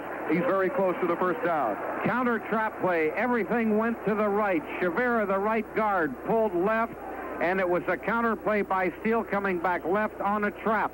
Linebackers are the only ones that can stop that. They have to key on those pulling guards. Somebody has to come with him. Steve Fidel in at linebacker for Pitt now, along with Jeff Pelusi. 2nd and 1 at their own 30-yard line of the Huskies. Again, Flick with a long count. I formation. Sends his tight end in motion. With that motion, the give goes to Steele. He leans in there and apparently has the first down to the 32-yard line. Jimmy Steele leaning off the right side. It was designed for short yardage. It got exactly that. The Panthers plugged it up, but not before the first down was achieved. Jeff Pelusi made the tackle, but Steele already had enough yardage for the first down at the 32-yard line. That's where the Washington Huskies have it, 1st and 10. They trail the Panthers 17-7, 10-15 on the third quarter turning clock. Once again, it's that rushing game, ball control. You have to make something happen defensively. You have to get a man into the backfield. 1st and 10. The Huskies at their own 32 with the I formation. Flick the quarterback. Fakes the draw play. Fires the pass over the middle. It's complete to the tight end at the 50. He's at the 45. That is David Bale, and he's tackled as he gets to the Pitt 40-yard line. It was a quick pass right over the middle, running the slant pattern, the post pattern toward the middle. Bale pulled it in. He's 6'4", 228, the junior tight end. Not much used by the Husky offense, but that time they used it for a good gain. It covered 28 yards, and it goes to the Panther 40. Busted defensive alignment that time. Someone made an error. No center coverage. No coverage on the post. JoJo Heath, the free safety, went right to double coverage along with Thomas, and Williamson was up in the flat. 1st and 10, the Huskies at the Pitt 40-yard line. Flick, the new quarterback, has given some spark to this Husky offense. He spins and pitches back to the left side. Steele with the football. Drives forward. Still on his feet at the 35 and is knocked out of bounds in front of the Panther bench on the near side of the field at the 33-yard line. Ricky Jackson put the wraps on him, shoving him out of bounds with help from Hugh Green. At this point, Washington is the aggressor. They're far more aggressive than this Pittsburgh defense. The Pittsburgh defense must get aggressive. In the first half, they controlled the line of scrimmage. They controlled it personnel-wise. They would not allow the longer run. Now, they are not getting off first. Boyarski in the middle guard replacing Bucklew. 2nd and 3. Washington at the Pitt 33-yard line. Now the cornerback on the far side, Terry White, retreats expecting a pass. No, they come against that with a give in the middle of the fullback to Seth Tyler. He has got short yardage. They give him forward progress to the 31. That's where Bill Neal, the defensive right tackle for Pitt, put the tackle on him with help from linebacker Jeff Pelusi. The nose of the football is spotted forward into the 31-yard line. It'll be 3rd down and about 1. Tight end Lance Neibauer now coming into the game. Are they going to use a double tight end? And no, they aren't, because Bale went out. So now the quarterback is taking a timeout, Tom Flick. I think maybe they sent in a pass play and might possibly have tried to go for it all here in a bunch on 3rd and 2. 8:58 left of the third quarter. The Panthers lead it 17-7, but the Huskies are driving. They have a 3rd and 1. There's a break in the action, and we'll be right back. 2 tight ends, I formation. Skansky, the flanker in motion. Wide side to the right side. Against that, to the left is the pitch, and that comes to the tailback. He gets into the 30-yard line, but he appears to be short. That's Joe Steele. I don't think he made it. All right, I tell you what Flick thought. Hey, Coach, if we don't make it on 3rd and 1 at the 31, this is 4-down territory. We'll go for it again. Let's see if they do go for it now on 4th. I think they have to. They're trailing 17-7, 8:35 remaining in the third quarter. 4th and 2 lengths to the football. That's what the down and distance situation is for the Huskies at the 30-yard line of Pitt. Can the Panther defense hold? We'll call it 4th and a foot for all intents and purposes at the 30. 2 tight ends again with a flanker to the right side, the wide side. I formation behind Flick, the quarterback. On 4th and about a foot, the dive play is good, and they get the first down. Joe Steele diving off the right side. Steve Fidel pinned him down, but not before he got enough yardage for the first down. Behind the blocking of Randy Vanderveer, the right tackle, and Dan Shavira, the right guard. The Huskies got the hole open for Steele, and they've got a first down and 10 at the Panther 29-yard line. Good explosion by the offensive line, and that's been the difference in this third quarter. That's the reason the Huskies maintain this ball control rushing offense. They're beating the defense off on the ball. 1st and 10, Huskies at the Panther 29. Pitt ahead 17-7, but the Huskies trying to change that right now. Flick, the quarterback, again with an audible call. Again takes, play action fake, wanted to go the out pass. Now he throws back against it, and it's complete at the 18-yard line. What a nice play by Tom Flick. He pumped as if it were the quick out pass to the flanker Skansky, and on the pump, Skansky went straight upfield. He threw behind the defender. That was Terry White with help from Carlton Williamson, and pulling it in, Skansky gets the first down at the Panther 18-yard line, and suddenly the Huskies are moving the football. That pump was effective because Jerry Boyarski had the hands up, and the pump pulled him down again. Then he had an opening to throw the ball, and he laid it in fine. 11-yard play complete to the Panther 18. They call it the 17-yard line, so it's a 12-yard play. And at the 17, it's 1st and 10 for the Huskies. Now they're in the sun corner of the field. Pitch back to the right side. Steele has nowhere to run, but he leans forward and gets 1, possibly 2 yards to the 15-yard line. Terry White took the legs out from under him, and so it'll be 2nd down and 8. Steele is so tall at 6'4", he can lean forward for 2 yards, and when he goes over the top in order to find the 1 or 2 yards on short yardage, he has such a great extension with 6'4", 210. He can pick up the yardage they need. 6:55 on the third quarter turning clock. Pitt ahead 17-7, but the Huskies are driving. They have a 2nd and 8 at the Panther 15-yard line. Blacken is split to the left. Blacker right is Skansky. I formation behind Flick, the quarterback. On 2nd and 8 at the 15. He takes, pitches it back to Steele. Steele's being chased. JoJo Heath has got him, but they pass it, and it's almost intercepted by Ricky Jackson. He tried to hit a tackle, and of course the tackle's not eligible. Steele in big trouble on the safety blitz. JoJo had his arms pinned, and the incomplete pass will set up a 3rd down and 8. Bill, if JoJo had not gotten Steele on that safety blitz, that was to be a forward pass from Steele back to the quarterback down this near sideline, and he was so wide open for a touchdown, you couldn't believe it. Now, this defense is going to have to start thinking in terms of pass as well as run. When the team is running against you, you can't put them all up there to try to stop the run. 3rd down 8 at the 15-yard line. Stevens is in a tailback replacing Steele for the Huskies. Flick sends Stevens in motion to the left side of the field. He takes, retreats to pass. Big Heat throws it over the middle. It's incomplete. At the goal line, diving for the football, the intended receiver, Ron Blacken, was well covered by JoJo Heat. Ricky Jackson back there and passed. Ricky Jackson supplying heat on the play along with Hugh Green. They were in that backfield quickly, but good coverage by JoJo. And now a 4th down and 8 situation presents itself for the Huskies of Washington, and that brings the soccer-style kicker, Mike Lansford, onto the field. He's 7 of 9 this year and is one of the leading kickers in the country, in both terms of scoring and percentage. Horace is holding. The field goal try will be 32 yards. Ball is on the tee. The kick is up, and the kick is wide left. The Huskies fail to score, and momentum suddenly goes back to the Panthers. 6:27 left, third quarter. Pitt preserves a 10-point lead. There's a break in the action, and we'll be right back.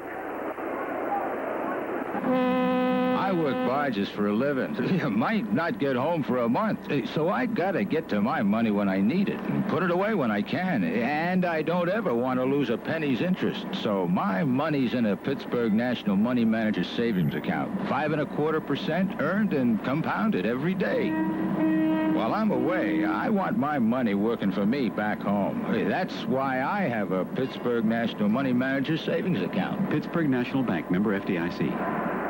With a marker down, the Panthers starting 1st and 10 at their own 20-yard line, and they go to their big man, Randy McMillan, off the right side. He is upended after an advance of 3 yards, but it appears to be a holding call against the Panthers. Holding indeed against Pitt. Now, Bill, this puts us in a hole. You and I talked while we were away. This team has got to get some fire in it. They go in at halftime with a 10-point lead. That's no kind of a lead at all today in football. You have to have that killer instinct to put more points on the board. You can't get conservative offensively, and you can't do it defensively. You can't rest on your laurels of the first half. You have to get the drive, the leadership, and the aggression. That'll be a half the distance penalty back inside the 10 to the 9.5-yard line. So the Panthers now will have a 1st down and 21 at their own 9. Panthers are caught for holding. And the Panthers now, with the football, have got to start moving it. Bowles will be the flanker left. Split end right is Clifford Moore. Turcano, the quarterback, takes. Retreats to pass. Has some time. Throws that long sideline pass. It's going to come in short. Kenny Bowles has it at the 43-yard line. A marker is down. Kenny Bowles with a great grab of the football. He beat the cornerback, Lance Todale. And let's see what they call on the flag down at the spot where Bowles pulled the ball in. I think it'll go as a reception, Bill, and defensive interference, but it could go the other way. But if it's defensive interference, it'll be refused. They'll take the reception, which is 5 yards farther downfield. The referee is now talking to Dan Fiddler, the offensive captain. He's going to say, refuse the penalty, ref. Take the play. We'd rather have it. Interference was called against Washington. Refused. 1st and 10 at its own 45, Pittsburgh. Kenny Bowles this afternoon has made 4 grabs of the football. 3 of them have been spectacular. And that one, with the man all over him, he pulled it in at the 45-yard line. A 36-yard advance of the football. The Panthers have a 1st and 10 at their own 45. Tricano, the quarterback, gives off to Big Mac. He is hit hard as he slides into that line and knocked backwards. Forward progress out to the 47, but then linebacker Antoine Richardson, who's played a fine game for Washington, put the hit on Big Mac and knocked him backwards. That's the picture tackle, Bill. When they have their highlight films after the year and instructional films made, they will show that one to the linebackers. Head right into the chest of McMillan. He hit him good and high with a lot of momentum and power with 195 pounds behind it, and he set him right back on his back. Senior Ralph Still did not start, is now into the football game, has been bothered by a hamstring, and Still is split to the left end. Now we have a short side keeper. Tricano trying to get that option play going, but the outside linebacker after the play tripped him up, and Tricano got only a half yard on the play, so the Panthers now with a 3rd and long. Rick was not expecting the blitz by Richardson that time, the linebacker. If he had keyed on him, he would have pitched early, and McMillan had an opening to the outside with Rooster ahead of him. An indication that Coach Don James has made the adjustment on that short side option. So now Pitt with a 3rd and 7 at its own 48. They shift into the I with a flanker to the right. Tricano, the quarterback, sends his tailback. Rooster Jones in motion to the wide side of the field, and that's the way Tricano rolls. He wants to pass. He looks. He throws a pass downfield, incomplete at the 40-yard line, intended for Rooster Jones. He was going for the football along with Derek Harvey, the safety, and he just couldn't hold on. He dropped it, and so the Panthers with a 4th and 7 near midfield will have to punt the football. David Trout comes onto the field, has averaged over 40 yards of punt in this game so far. Mark Lee is the deep man for the Huskies, who right now have 8 men up on the line of scrimmage. Trout, the junior from Southmoreland High School, gets the snap from Magnelli, kicks a short punt. Fair catch indicated by Lee. He'll take it at his own 23-yard line, and there's a break in the action. We'll be right back. And that's where Skansky is the flanker. Split backs behind Flick, the quarterback. He's straight back to pass. He's got time. Dumps a little screen pass over the middle. It's complete to Kobe, the fullback, and he is immediately tackled at the 31-yard line after an advance of 3 yards. He's short of the sticks. We pause for station identification on the Panthers Football Network. Play McDonald's Diamond Hunt game now. You could win up to $50,000 in cash or diamonds. Nobody can do it like McDonald's can. Your magic ticket station, 1250 WTAE Pittsburgh. Panther junior Steve Fidel made the tackle on Kobe. 3rd down and 3. Washington at its own 30. 3:06 left third quarter. Pitt ahead 17-7. The quarterback Flick. Short pocket pass out to the right side, complete to the flanker Skansky. He gets to the 35-yard line, and he appears to have the first down. He does. As the first man with a shot at him missed him, that was Carlton Williamson. Finally, Terry White pinched down on him, and the advance is for 5 yards to the 35, and the Huskies again show the ability to move the football and convert the 3rd down. Skansky made a Gordon Jones move. He moved and came to the inside before he ever got the ball, and eluded Williamson then, who would have made the tackle for no gain. 1st and 10, Washington at its own 35-yard line. Wide side of the field is to the left, and that's where Skansky is a flanker. They give into the middle. Kobe with a hole out of the 40 to the 45 and down at the 46-yard line. Another first down for Washington. Steve Fidel made the tackle on the play. That time, the forward wall for the Huskies, James Davis, the right guard, Vanderveer, the right tackle, cleared the way for Kobe to run with that football. With 2:34 remaining in the 3rd quarter, Pitt leading 17-7, it's hard to feel that the defense is wearing out or tired, but I remember in the first half, Don James of Washington substituted a great deal, giving guys time to get their rest. 1st and 10, Washington at their own 46-yard line. They give off the right side. Steele tries to plow in there and gets a couple of yards to the 49. Hugh Green put the wrap on him and knocked him down after an advance of about 3 yards. It'll be 2nd down and 7, 2:05 on the 3rd quarter turning clock. The Panther lead is still 10 points. But right now, Washington, on the last 2 drives, has shown the ability to move the football. Boy, you can't make the hit on the line of scrimmage on these guys because they'll pick up 4 on you just in the forward momentum and lean. 3 yards for Steele. 49-yard line in Washington territory with a 2nd and 7. Flick again calls an audible. I formation, flanker left. Pitt now showing the safety blitz. Long count. Flick Takes, retreats, passes out to the right side, complete to the tight end. Bale is knocked out of bounds at the Pitt 45-yard line. He's short of first down territory. It'll set up a third down in about 1. Bale, the tight end, running the out pattern to the right, pulled the football in from Flick. Carlton Williamson made the immediate hit on him, but drove him out short of the sticks. He saved the first down, and so it'll be third down and a short one for the Huskies at the Panther 45-yard line. We're coming near the close of this first or third quarter. 1:33 remaining. It has been all Washington in this third quarter. 3rd and 1. Washington at the Pitt 45-yard line. Flick is the quarterback after Porras had started. He's got the I formation behind him. He gives to Steele. Steele is hit and stacked up short of the sticks, and down he goes. It'll be 4th and about the same distance to go. Let's see where they spot his forward progress.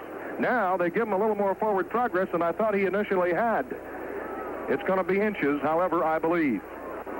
Clock winds down to 1:21 in the third quarter. They'll probably go for it, Bill. I just have a feeling as this third quarter's winding down, there's just 16 minutes and 21 seconds remaining in the game. They'll bring it out for the measurement. It gives Don James a chance to think on that far sideline for Washington what he wants to do, but I think they'll go for it. He's about 6 inches is what the official shows. 4th and 6 inches is the distance to go situation. You hear the Husky fans, some 55,000 strong, barking, go, go, go. The ball is placed just inside the Pitt 45-yard line. And on 4th down, the Huskies go for it, trailing by 10 points with 1:21 left of the third quarter. Referee John Presley says we're ready for play. 2 tight ends, flanker left and an eye behind the quarterback Tom Flick. Panthers are all bunched up near the line of scrimmage. Flick gives to his fullback, Kobe. He leans in there, apparently has the first down. Yeah, they gave it to him. Far man. He gave him more than he deserved, really, but they have it. And that's 2 plays in a row that I thought Washington got the break on ball placement. All right, very quickly, some scores. Alabama defeated Tennessee 27-17. Nebraska over Oklahoma State 36-0. USC defeated Notre Dame 42-23. Ohio State 59, Wisconsin nothing. Oklahoma 38, Kansas State 6. North Carolina leading. North Carolina State at halftime 28-7. And Navy defeated Virginia 17-10. All scores on the scoreboard with Ron Reiniger following this game. 59 seconds to go in the third quarter. 1st and 10, Washington at the Pitt 44-yard line. The quarterback is Flick. For the Huskies, he's back to pass. He's being chased. He's being hit. Intercepted by Steve Fidel. He's at the 45. He's at the 40. Still on his feet. Jerry Boyarsky with the football gets to the 30-yard line, and the Panthers have it. Boyarsky, the big middle guard, intercepted that pass. I couldn't tell who was hanging on the neck of the quarterback Flick, but that's what caused the play to go as it did. It looked like a linebacker blitz to me, Bill, and I don't know who Flick was looking at. He threw the ball directly at Boyarsky, who just made a reception like a tight end, and then he moved down the field, comes off carrying the ball high. Now, good scoring position for Pitt. 3 points important, 7 far better. A 24-7 game would be far better than 20-7, but we'll take anything we can get on the scoreboard now. Boyarsky looked like a Sherman tank, 270 pounds, rambling forward. Pitt 1st and 10 at the Washington 30-yard line. Tricano with a single setback behind him. McMillan. Flankers to both sides. Give to McMillan. Back to the left side. Carries a man with him. Inside the 30 to the 28-yard line to the 27. Pickup of about 3 yards. Antoine Richardson was the man on his back. Big Mac going to the short side, the left side of the field, carried him with him. It'll be 2nd down and 7. Jerry Boyarsky, his first interception of the year. He was hurt in the North Carolina game. Sprained that ankle, missed several games, and now has come back this afternoon to play fine defensive football. He picked off that pass. The Panthers caught the quarterback Flick with that linebacker blitz, and now Pitt has the football 2nd and 7 at the 27-yard line of Washington. Long count by Tricano, again with a single setback. Short side option McMillan, and he's going to be knocked out of bounds at the 29-yard line, a loss of 2 yards on the play. The Washington defense that time had it completely diagnosed, and now Washington has made the adjustment in the short side option game. The Panthers are going to have to go to the well to come up with something else. Right. Now you got to get away from it, Bill. Now you've got to go maybe with a pass over there because the outside linebacker, Richardson, is coming in to stop the quarterback short. He cannot make any kind of coverage for you. We'll have a 3rd down and 8. 2 seconds left of the third quarter. The Panthers will lose the wind if you're thinking of a Mark Schubert potential field goal here. So the Panthers now had better get a big gainer going. Play action fake by Tricano. Looking to the left sideline. Fires down there, and it's incomplete. The intended receiver on the far side of the field, Ralph Still, appeared to me had been out of bounds and tried to come back. Apparently, he was chucked out of bounds. That's right, and it would have been maybe illegal for him to come back to make the reception in that case. Now, Schubert, if he's going to kick a field goal here, line of scrimmage, remember, is the 29, will have to do it into the wind, because that's the end of the third quarter with the score, the Panthers 17, the Washington Huskies 7. This will be a 43-yard field goal attempt for Mark Schubert, with Scott Jenner holding angle from the left to the right. Mark Schubert, his biggest this year, 46 yards. The ball is on the tee. Schubert's kick is up. It's high, it's long, it hits the crossbar and goes over good. What a field goal by Mark Schubert, puts the Panthers ahead 20-7. Bill, you and I were just talking. You normally put the tee 7 yards from the line of scrimmage. Schubert that time put it 5.5 yards. Normally, those kind are blocked. It's not deep enough. I know he counted wrong, but good he did, because another yard would have killed him. He never would have made it. Mark Schubert, the senior from Springdale High School. What a story on Schubert. He walked on to the Pitt team several years ago and earned himself a scholarship, having benefited well from the tutelage of a guy named Carson Long, who he claims taught him everything he knows about the art of kicking a football from a tee in an orthodox fashion. On the season, in the field goal department, Mark Schubert has made 3, make that 4 of 5. He has only missed 1 the entire year, and of course he won a football game with a 46-yarder against Temple, his longest of the season. Other than that, in the extra point department, he's 16 of 16, so he has done the job. And as we told you at the start of this broadcast, that the winner of this afternoon may be the one who comes up with all of the plays in the kicking game. Well, except for the 99-yard touchdown run and return by Anthony Allen of Washington, the Panthers have really done well in the kicking game. Bill, we are not out of the woods. Washington controlled the game in the third quarter. They can come back here. They can get 2 touchdowns in the fourth quarter and win this game yet. Here comes David Trout's kickoff against the wind. It'll be fielded at the 5-yard line by Kyle Stevens. Out to the right side at the 15. He'll be loose at the 20. He's at the 25, the 30, and he's knocked out of bounds on a fine tackle by Michael Woods at the 37-yard line. Other than that, he might have had sideline to roam. So again, the return game of the Huskies on the kickoffs is very good, because they'll start with excellent field position. Pitt seems to be in position to make the tackles. However, they only make hits. They do not wrap the arms. It seems like the Washington runners are breaking tackles, but they're not good fundamental picture tackles by the defense. The center, Tom Teneur, is out over the football. The quarterback, Tom Flick, his team trailing by 13 points with 14:55 left of the fourth quarter. Sends Skansky, his flanker, in motion to the wide side of the field. Play action fake. No, he gives the ball to Steele. Steele on the draw play, out across the 40 to the 45-yard line, and down he goes at that point. Hugh Green made the tackle, along with help from Jerry Boryarski. A good pickup of 8 yards and a fine execution of the draw play. The quarterback Flick rolling to his left as if to pass, and then all of a sudden coming against it is that tailback with the football. Great play by the 12th man for Pitt. It happened to be the umpire that time. He didn't get out of the way. He was rolled over on his back. Steele might have made more yardage had it not been for the umpire. Steele has got to be close to 100 yards rushing for Washington. 2nd and 2. The Huskies at their own 45. They shift into the eye with a flanker left. Flick, the quarterback, takes. Gives to his tailback again with a first down run. He's out across the 50 into the Pitt 46 to the 45-yard line. A 10-yard gain for Jimmy Steele, who came in with a fine set of statistics. The tackle that time made by Hugh Green. Let me tell you how Steele runs. He's 6'4", 210. He tries to stay low. He runs under great control in the beginning. He allows his offensive guard, Dan Chever, and his tackle, Randy Vanderveer, to go ahead and make the block, and then he turns on a little more speed. You can see why Steele averages almost 5 yards a carry. 1st and 10. Washington with the ball at the Pitt 45-yard line. Flick. Again, the sprint draw play to Steele. This time he's going to be hit after an advance of only 1, possibly 2 yards. A good tackle by linebacker Mark Reichert with help from Sal Sunseri. Sunseri is a sophomore from Central Catholic High School, 6 feet tall, 213 pounds. Pitt is cutting off the hole where they would like to run. They'd like to run off tackle, but Steele all day has been cutting back the opposite way against the pursuit. That time the pursuit was a little slower and helped.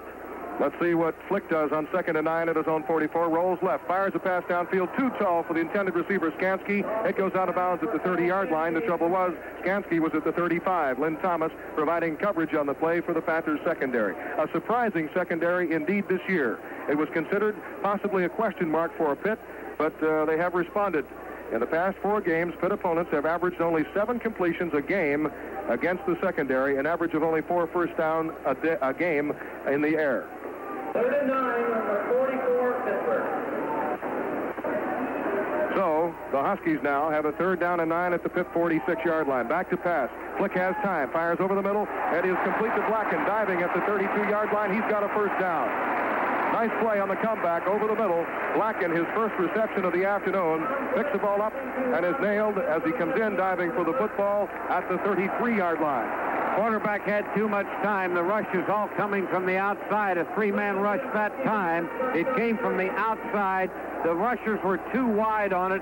Flick just stayed in the pocket and had all the time in the world to allow the receiver to clear the linebackers. Flick now is 7 for 10 in the passing department. He has done a good job. 1st and 10, the Huskies at the Pitt 33 with 12:44 left of the football game. The give. Off the left side, nowhere to go is Kobe, the fullback. He is hit immediately by Bill Neal, the Panthers' junior defensive tackle, and the advance of the football is forward to the 30-yard line. It'll be 2nd down and 7. Neal made the hit right on the line of scrimmage, but boy, these Washington runners run with that forward lean. You can make the hit on the line, but they're going to carry you for 3. Kobe, not really that big. He's 195 pounds, not big compared to Tyler, who's 213, or Steele, who's 210. Now on 2nd and 7, Washington with the football at the Pitt 30-yard line. The burden on the Panther defense.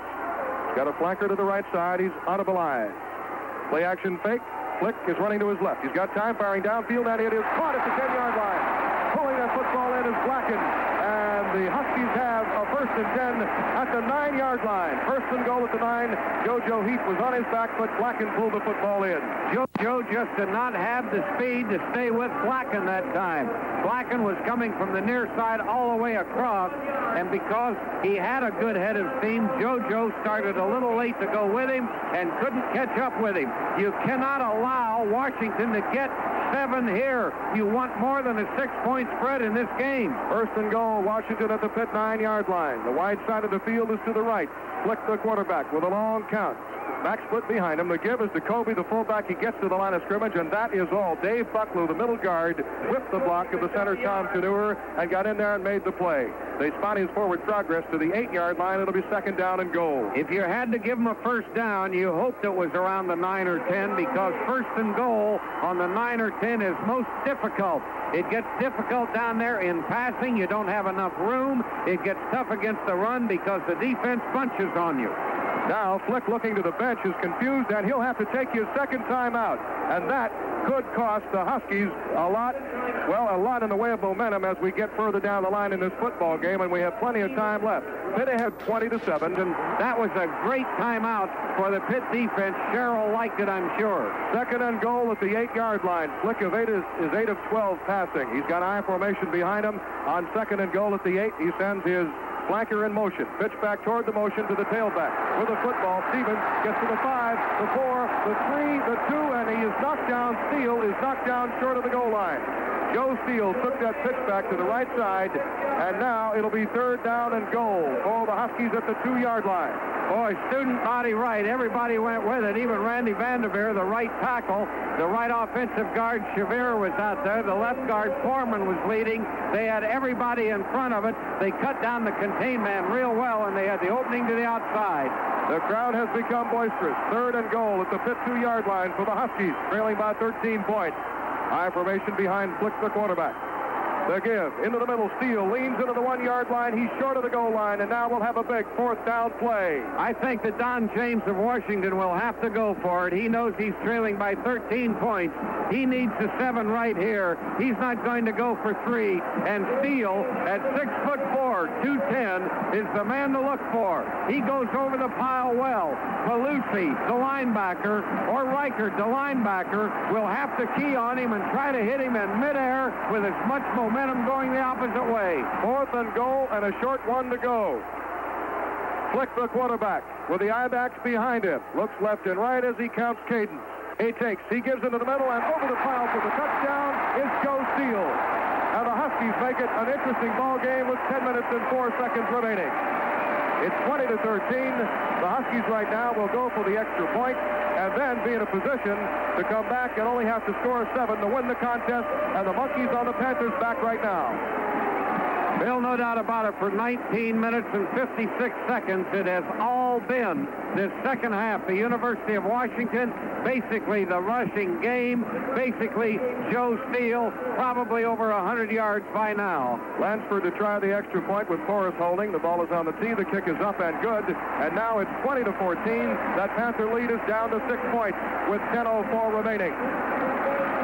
The Panthers turn the ball over to the Huskies at the 37-yard line following a fine kickoff return where the man with the football, Stevens, came out from his own 5 to the 37, and then they marched downfield. Joe Steele providing the bulk of the running, but 2 big pass receptions by Ron Blackett, a junior split end, 5'10", 188 pounds, from Lake Stevens, Washington. He pulled in an 11-yard gain for a first down at the 33-yard line in Pitt territory, and then with his big 21-yarder on the sideline, set up Washington first and goal at the 9, and they took it in 4 plays later. No doubt Jackie Sherrill is saying to his team, we are allowing the opponent to dictate to us. We have to hold the football offensively. We have to move it. We can't be conservative. We can't hold on to just a 6-point lead. We've got to go in for the score. Kickoff man is Mike Lansford. Panther deep end at the goal line as the kick is high. Coming in at the 3-yard line to JoJo Heath. He's out across the 5, the 10, the 15, spins and is hit and knocked down at the 20-yard line, and that's where the Panthers will have it, first and 10 at their own 20-yard line. Derek Harvey made the stop. He's a normal free safety, but under the kickoff by Lansford, he came downfield and put the wrap on JoJo. So the Panthers now will face not only a fired-up Husky team, but a fired-up crowd as well. You can hear this crowd of some 55,000.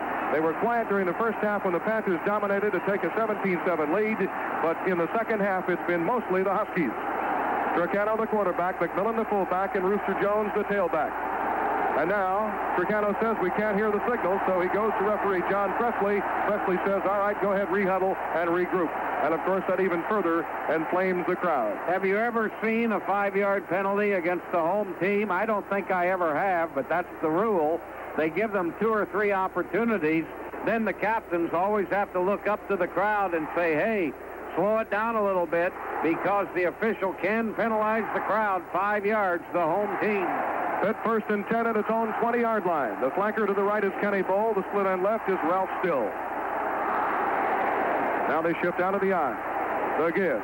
Off the right side is Randy McMillan. He gets a couple of yards to the 23, and that's about all. Did not have much running room, thanks to the presence of Doug Martin, the fine defensive tackle for the Washington Huskies. In the first half, Mark May did an excellent job on Martin, and let's hope that he doesn't become a factor right now. Washington is staying with that 6-1 defense, Bill, with 2 nose guards, but they're playing on the offensive guards, Mark Giroux and Stafford Mays. So that 6-1 is there. Tough to run inside on it. You almost have to go outside or throw the ball. Artrell Hawkins in a tailback for Pitt, and again Tricano looks to referee John Presley and said, we can't hear, we've got to go back to the huddle. So Presley said, fine. Now let's see if there are any warnings issued here to the crowd as to the responsibility for the home team to keep them quiet enough for the visitors to get a play underway. Jackie Sherrill is telling the field judge that's the second time you stopped them. Now they get one more shot, and that's going to be it. And he's telling them that right now. Now the important thing, on 6-1 defense, Washington doesn't think Pitt will throw the ball. I think they've got to come out here and get aggressive offensively and throw the ball. Pitt second and 7 at its own 23, leading by 6 points. Quick pitch to the left side. Artrell Hawkins with a football. Dives in there. Gets maybe 1 yard. That's about all. Possibly 2. And with that football, it was Rooster Jones coming off the left side. Jones had gone out for 1 play because of a tearaway that had been torn. Now he's back in there, and he carried out to the 25. That is a gain of 2 yards. It's 3rd down and 5.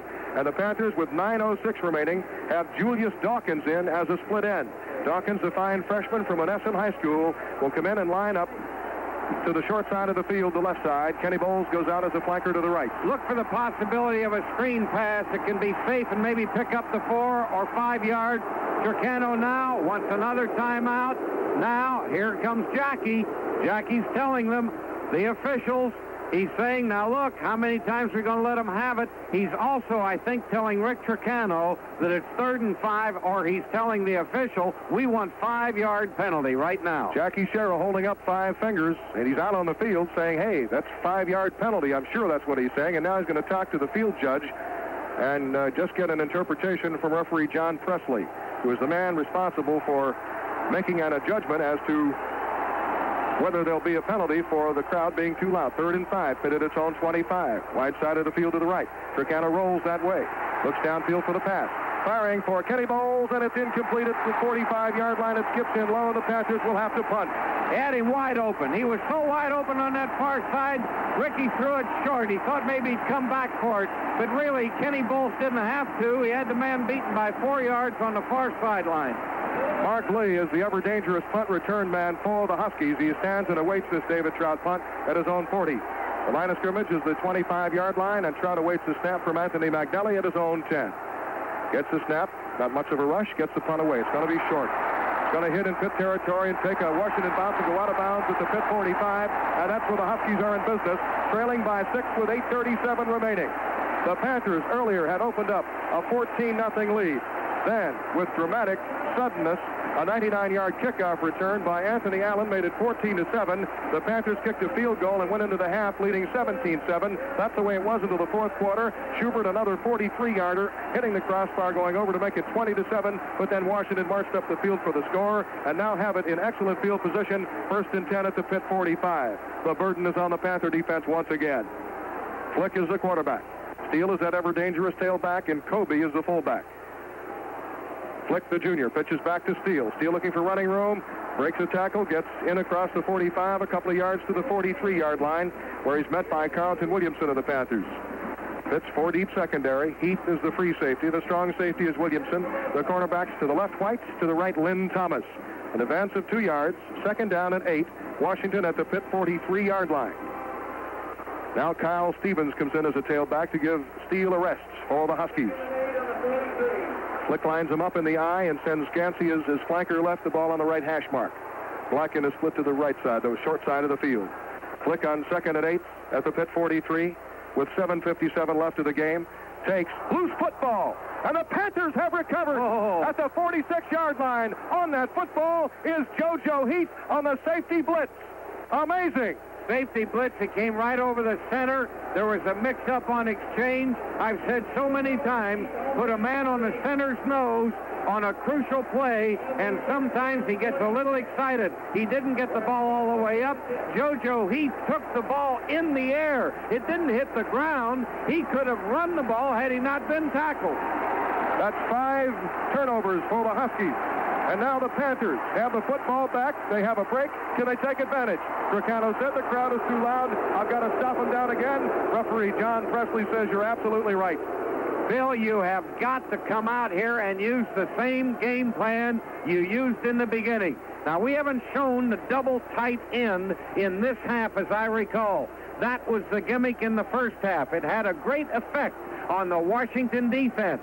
Now, the Washington defense has taken care of at halftime the counter option play to the weak side. They handle it well, but if they do handle it with strength to the weak side, then they have opened up the strong side in some manner. 1st and 10, the Panthers at the 46-yard line. Referee Presley says to Tricano, this time you can't, now you can. This is an interesting crescendo of sound here. Slight reaction, so Tricano doesn't get the call. Presley says play football, then the reaction to that, and now we have a PA system warning. And now the burden is on the crowd to quiet up and let the Panthers get the play underway. Yeah, the field judge has told Jackie, it has to happen 3 times in succession on the same down. It can't happen 1 down once and then 1 down the next down. Now, it has happened 2 times here. If it happens the 3rd, it would be 5 yards. Center Russ Grimm out over the football. The Panthers split backs behind Tricano, 1st and 10 at their own 46, following the fumble recovery by Heath. Now to the wide side. Here comes Rooster Jones. He gets a couple of yards out to the 49-yard line, and he's hit and sandwiched on a tackle by linebacker Antoine Richardson, who's enjoyed a fine game for the Husky defense. Call the line of scrimmage. The we'll call it the 48-yard line, so that'll be a 2-yard advance. 2nd down and 8 for the Panthers at their own 48-yard line. Great call. They faked the option to the short side of the field, went back with a counter. Next time, though, Rooster will turn it downfield. He tried to get to the outside. He had room inside, though. Rooster Jones and Wayne DiBartola are the backs behind Tricano. Again, Jones to the wide side of the field. He gets around one man, but he's going to go down for a loss on the play back at the 43. Again, Antoine Richardson pursuing, made the tackle for the Huskies. And Jones had nowhere to run. Richardson cut down his angle to the sideline. We pause for station identification on the Panthers Football Network. Now, news on the hour and air alert traffic reports. Full service on the AM dial on 1250 WTAE, Pittsburgh. After a 5-yard loss, trying to run to the left side, the Panthers now have a 3rd and 13. They have a 6-point lead, 6:40 on a turning clock. Washington with 1 timeout remaining. It's been a gambling Husky defense, Bill. If you go against the gamble, you're going to beat them. Tricano takes, fakes to Artrell Hawkins, is going to pass, fires downfield, complete to Benji Pryor, still on his feet at the 40, out of bounds, he's got a first down.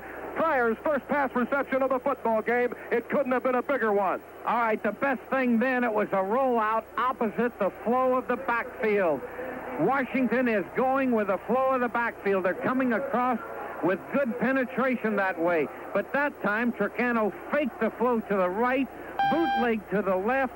Benji Pryor came from the right side all the way across field, 10 yards. He was wide open on the play. A great play call. I love it. 16-yard gain to Benji Pryor on the pass from Tricano. 1st and 10 Pitt at the Washington 41. Wide side of the field is to the right. Now we have the pitch back. Artrell Hawkins needs a block. He's tripped up and he hits the 40 and is down at the 39-yard line. The blocker coming from the far side of the field in toward the middle was the flanker that time, Kenny Bowles. And Artrell, I think, just kind of caught up in that block. And as a result, what could have been about a 7 or 8 yard gain is only a gain of 1 or 2. They came in and blocked on the strong safety, who was Grimes, but he was double teamed because coming from the inside out was Benji Pryor. Pryor hit high, Bowles hit low from the outside. They really sandwiched him, and Artrell was looking for the hole. So the Panthers have, here comes the give to Artrell Hawkins. He gets in there for a couple of yards to the 36-yard line. Forward progress is driven back by Jerry McLean on the tackle, but the forward progress is for 4 yards. That'll set up a 3rd down and 5. Pitt at the 36-yard line of the Huskies. Artrell Hawkins, a pretty good pickup of a couple of yards. Washington down linemen don't make many tackles, but they keep offensive blockers off of those backers. The linebackers, Harrell, McLean, they do a great job in moving to the tackle. They make the most tackles of anybody on this team, and they should. Timeout now by Rick Tricano. There's a break in the action, and we'll be right back. If friends are coming over this weekend to play cards or just for a get-together, remember Open Pantry. There's everything you need for weekend entertaining. Soft drinks, drink mixes, and ice. Even greeting cards and party decorations for those last-minute oops, I forgot birthdays and anniversaries. Open Pantry has it all. Shop Open Pantry for all of your last-minute shopping needs. The Open Pantry Express is the fastest shopping trip in town. Open every day till midnight. Aboard the Open Pantry Express, right along.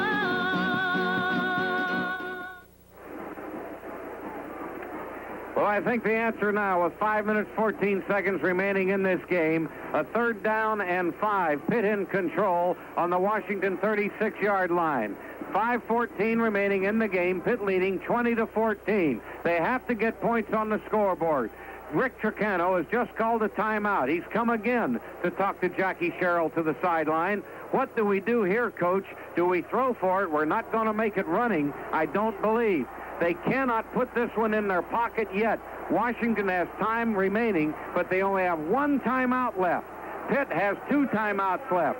This is very important. After the injury, Kenny Bowles is back in as a flanker to the left side, the wide side of the field. 3rd down and 5, Pitt at the 36-yard line of the Huskies. Leading very badly a 1st down here. Split backs behind Tricano. DiBartola the fullback. Tricano, after a long count, is straight back to pass. Short pocket pass over the middle, almost intercepted, dropped at the 31-yard line. The man who almost pulled that pass off and intercepted was Derek Harvey, but he dropped it. It was intended for the Panthers wide out to that side of the field, and that was the flanker, Kenny Bowles.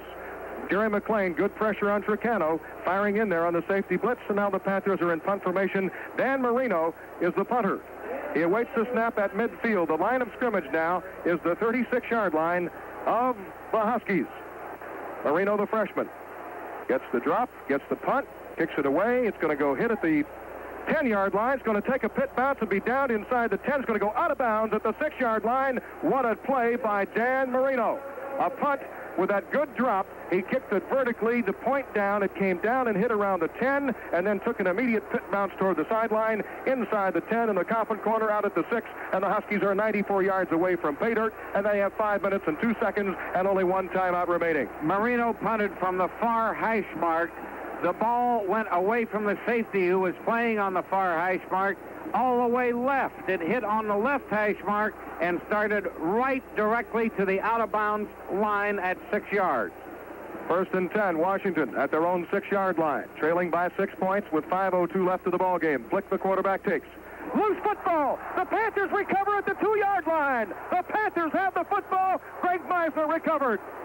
The ball came loose on the exchange. Johnny Sauer, did the back bump into him? I couldn't tell, but the surge by the Panther defense, Bill Neal, Jerry Boryarski, Dave Bucklew, Greg Meisner, and suddenly the ball came into Pitt hands, and the Panthers have the ball, 1st and goal at the Washington 2-yard line. There has not been a bigger defensive play for Pitt this entire season. It was kind of a gap 8 formation defensively, and they hit and penetrated the gap. I think once again the center had difficulty, and the quarterback, Flick, who's the second-team quarterback to Porras, moved out too quickly, and he got jammed on the play.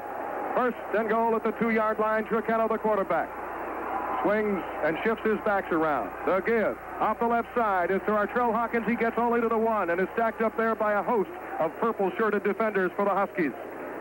He tried the left side behind the blocking of Grimm, Fiddler, and Gruber, but because of the defensive surge that time, got only 1. But now the Panthers have a 2nd and goal at the 1 and back into the football game after an absence that I really can't explain. Apparently he was shaken up on an earlier play is Randy McMillan.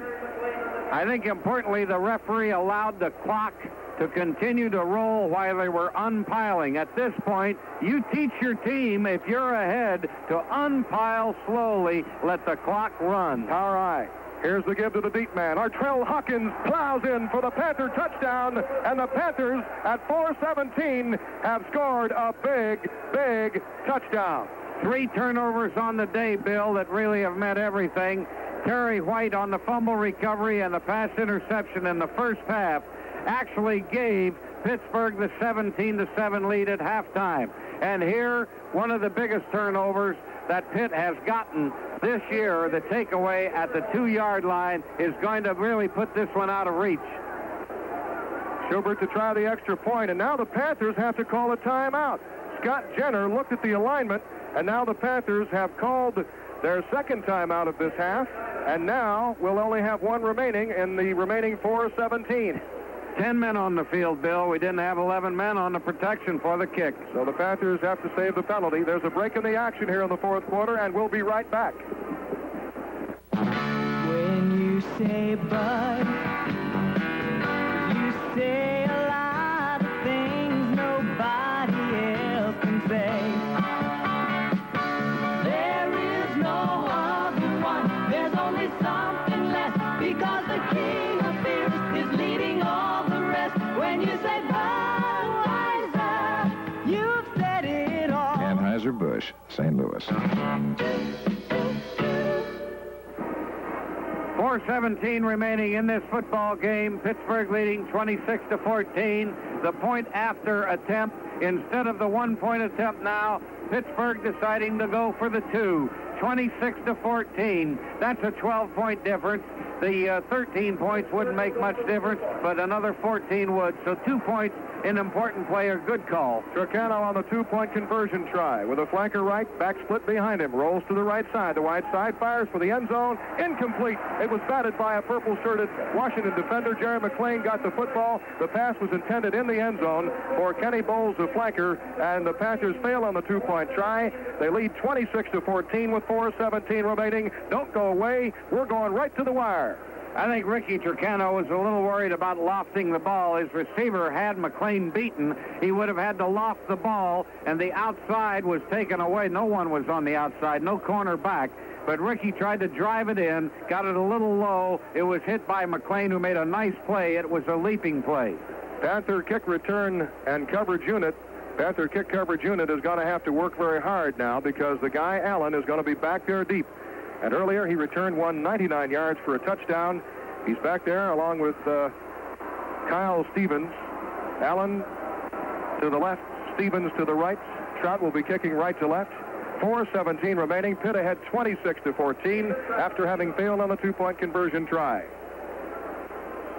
David Trout, the soccer-style kicker from Southmoreland. Onside kick is picked up immediately and down by Washington at the 45-yard line. With the football on one bounce is Tom Tanure, normally a center. And I don't know whether Trout just absolutely missed that ball or whether he was really trying to hit the skid kick. Bill, yeah, let's not give the misimpression. It was not an onside kick. He wanted to hit the squibber, but he hit it right to a man in the front line who made an unbelievable catch. If it had gotten by, it would have squibbed on downfield. They did not want the long return. They didn't want the effect, though, of an onside kick, and that's really the effect that it had. Well, they've got the football at the 45-yard line in Washington territory, and Flick puts them underway with split backs on 1st and 10 at his own 45, trailing by 12 points, 4:15 remaining. Long count. Flick back to pass. Here comes Hugh Green. He hits him, but he completes the pass to Steele. Steele to the 50. Still on his feet, breaks a tackle. He's at the Pitt 45, has a first down to the Pitt 43-yard line. Flick got hit by Hugh Green just as he delivered the football. Ricky Jackson finally made the tackle, but credit Steele with good second effort running with the football. JoJo Heath gets out from under that pile. Steele broke out of Pelusi, Boyarsky, and Meisner. They all three were there and hit him, and he broke all three of them. Pass covered, 12 yards, and a first down for the Huskies in Pitt territory at the 43-yard line. Clock winds down to 3:51. Flick sends his tailback in motion to the left side. He rolls out that way, now steps back in the pocket, fires downfield. It's complete at the 33-yard line. First down to Blacken. Blacken inside the 30, gets to the 27-yard line. Tackled there by Carlton Williamson. A Pitt defender got his hand on the football, but Flick had enough on it to get it home anyhow. Each team one timeout remaining. The defense is playing very defensively. That is, the secondary is so deep on the field, there's plenty of room to complete the 15 and 20-yarder in front of them. You may at this point have to start playing a little tighter. Don't play too much defense on defense. You can't lose your aggressiveness. 15-yard gain has Washington with a 1st and 10 at the Pitt 28-yard line, trailing 26-14 with 3:19 left. Flick, the junior quarterback, takes and retreats to pass. Here comes the corner fire. Oh, down he goes. He was hit hard on the corner fire by Lynn Thomas. The junior from Pascagoula, Mississippi, came from the right side and was coming on the blind side. Flick had no chance. The loss is back to the 39, 11-yard loss. Now it'll be a second down and 21. That's the big, important defensive play where you have to make something happen. The top clock continues at 2:50 and going down. Washington has only till one timeout remaining. Pitt has one. You have to hold them out of that end zone here. 2nd and 21. Back to pass, Flick. He's got all day. He's going to run with the football. He turns at the 40, and he's upended as he hits the 38. A marker is down at that point. I hope it isn't a face mask. I wonder if it might be a clip. Yeah, that's what it looked like to me, Bill. A man came back. It looked like it was a clip. We'll have to wait and see. That stops the clock, of course. However, after the penalty, the referee is supposed to wind the clock again. Now, Jackie Sherrill has said, let's take the penalty on the clip, move him back 15, but more importantly, with the clock stopped at 2:31, I want to make sure that that referee starts the clock 10 seconds after he spots the ball. Sherrill, communicating effectively with the official on the near side of the field, now is pulled by the arm by secondary coach Ron Dickerson, says, come on, coach, you got to cool down. Now, what Sherrill wanted there, I don't know. But we're going to get a clipping call, and it's going to go against the Huskies, who trail 26-14. They trail by 12 points, 2:31 remaining. The Huskies have one timeout left. Clipping is the call against the Huskies. Marches the ball back inside Washington territory at the 47-yard line. The clock turns. 2:27. It's 2nd and 35. Washington with a football at its own 47-yard line. Flick back to pass. Throw on the long sideline, pattern downfield, and it is incomplete, overthrown by 3 yards. The intended receiver is the freshman flanker, Phil Skansky. Good coverage down there by the cornerback, Lynn Thomas. Playing center field effectively, JoJo Heath, and the pass came in too tall. Flick's got some arm. Now, you saw what JoJo did then. He had plenty of depth to begin with. which cuts down his move to the sideline then in order to get to where the ball is coming down. He gave good inside help to the cornerback, who was Lynn Thomas, who has been in good position all day. Third down, 35 to go. The ball on the Washington 47. Slot left this time for the Huskies. The Panthers send their defense a little bit out that way, and now they send motion that way with a tailback steal. Back to pass is Flick on 3rd and 35. Fires downfield, and it's too tall, incomplete. The intended receiver blocking at the 43-yard line of Pitt was covered by Carlton Williamson, and now it'll be 4th down and 35. The clock is stopped with the incomplete pass at 2:07. All right, with a 3rd and 35, Bill, that pass would have only made 10 yards because he was well covered, at least 3 white jerseys around him, so he wouldn't have made much. It still would have brought up the 4th down and a long 20 yards to go, so it wouldn't have been a bad completion. Now, the same thing has to occur here, but the defense has to say to itself, knock the ball down, don't intercept it. 4th and 35. Washington at the Washington 47, trailing 26-14 with 2:07 left. Steele again. The tailback in motion to the left side, the wide side. Flick is back to pass on 4th down. Steps out of the pocket, comes forward, fires downfield. It's complete, but it's going to be far short of the sticks, and the Panthers take over on downs at their own 38-yard line. The pass was complete to Blacken. Covering on the play was Steve Fidel. When he smothered Blacken, the ball was down. The Panther defense that time playing to prevent the way it should be played. Give him the completion. Don't let him get the 1st down. And more important, Flick started to roll to his right. He had some running room, but the linebackers did not take the fake of the run.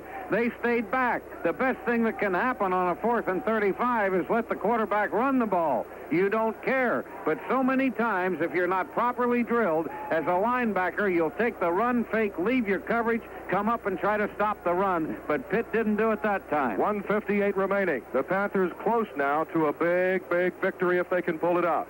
They'll give off the right side. Wayne DiBartolo breaks tackles. He's in the clear at the 45, and he's down at the 42-yard line. A big 1st down in Washington territory. Wayne DiBartolo behind the blocking of Emil Boris, and Mark May off the right side got through there. Finally was dragged down by outside linebacker Jim Pence, but the Panthers have the 1st down with 1:52 remaining at the Washington 44-yard line. Now Pitt is rushing against a defeated team. Washington is not going to give them a whole lot of aggression or penetration. The split is still there with the offensive lineman. The normal running lane has been widened, and Pitt has taken advantage of it. Wayne DiBartolo, the junior from Baldwin High School, an 18-yard gain, his longest of his career. 1st and 10 at the Washington 44. The give off the left side. DiBartolo once again is hit and hammered after a short gain and is knocked down. The Panthers in the backfield are not going with Randy McMillan, so I must suspect that he's been injured some way because DiBartolo has played, I'd say, in this 4th quarter more than McMillan has played. Well, I think maybe Randy ran an awful lot in that 1st half, Bill. He really controlled the rushing offense for Pitt. And I think also, if you recall, on short yardage situation, when we're going for the tough yardage, it's the power eye, and DiBartolo is a very sure ball carrier. Washington has yet to use its timeout. Each team has 1 remaining. The clock winds down to 50 seconds left of the game. Pitt with a quick pitch back to the right side, but we have markers flying, and that'll be a delay of game penalty against the Panthers. It stops the clock with 48 seconds remaining. This crowd now is pretty well thinned out. A lot of these people attend this game by boats. They park their boats on the dock here on the campus on Lake Union to our right. And we see a couple of the boats now leaving the stadium area, and much of the crowd of 55,000 has thinned out, having watched the Huskies suffer their 2nd loss in a row, and certainly they are disappointed. But let's turn it the other way and say that the Panthers with a victory, which will be their 5th of the year, it's a big one in terms of certainly money for the institution because of bowl money and perhaps television money down the line. I'm glad that Navy won today because there's a possibility the Panthers can be on television next week against Navy. Pitt leading 26-14, 48 seconds remaining. They have a 2nd and 14. The give to DiBartolo. Plows into the 45-yard line of the Huskies. He's hit by Jerry McLean, and that will keep the clock winding down to 45 seconds, and that's where Washington calls its final timeout. 45 seconds left. The Huskies now have to have the Panthers completely come undone in order to try to come back and win this football game. The assistant coaches up here in the booth next to us, Bill, were raising a little cane then, and I don't blame them because the clock was very late in starting. That play only took 3 seconds, and it should have been at least 6 or 7. I want to talk about the delay of game penalty previously. Very inconsequential at this point because of the score of the game, 26-14, Pitt leading with only 45 seconds. But sometime down the line, that delay of game penalty can be costly when you want the clock to run. That's the most important thing about a penalty late in a game. It stops the clock, and you certainly don't want a delay of game penalty if you only have a 1 or 2 or 3 point lead. I think the message got to the sideline. Bob Mady down there heard the Panther coaches in the press box screaming, and I think he passed a word along to the field judge, hey, you got to keep your eye on that clock. Yeah, next door, they've forgotten about the telephones. They're just yelling out verbally and making them listen now. 3rd down and 12. Pitt at the 45-yard line of Washington with 44 seconds left. Wide side option, Tricano keeps. Tricano is going to be hit and dropped for a loss on the play back at the 49-yard line of Pitt. And so now it'll be 4th down. The clock winds down to 34 seconds and is still rolling, and I believe that may be just about enough. All right, Rick took the slide in the second base 5 yards from the sideline just before he was going to get hit. Made sure he kept the ball in bounds. That's what he has to do. That loss on the play was for 6 yards, so we'll call it 4th and 18. Pitt with the football at its own 49-yard line. Washington making several changes in their defensive array. I don't know whether they're expecting the Panthers to punt the ball, but the clock winds down to 5 seconds. Pitt will take the delay of game penalty, and that stops the clock at 1 second. And so they'll march 5 yards off, and the Panthers now simply just have to fall on the football. That's what they'll do. Tricano will fall on it. They should have the up-split backs right off of each hip of Tricano. He will step back 1 yard, hit the turf, and those backs should come up behind the offensive guards then on the snap to protect their quarterback, Tricano.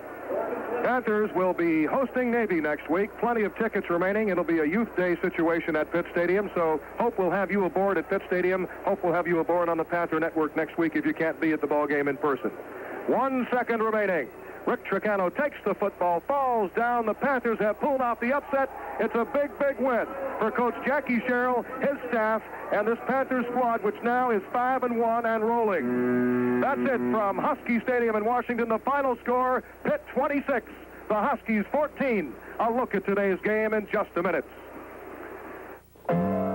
Things have really changed for Howard and me. Now we're finding more interest in our lives every day at Pittsburgh National. We considered a regular passbook savings account because it now pays 5.25% interest.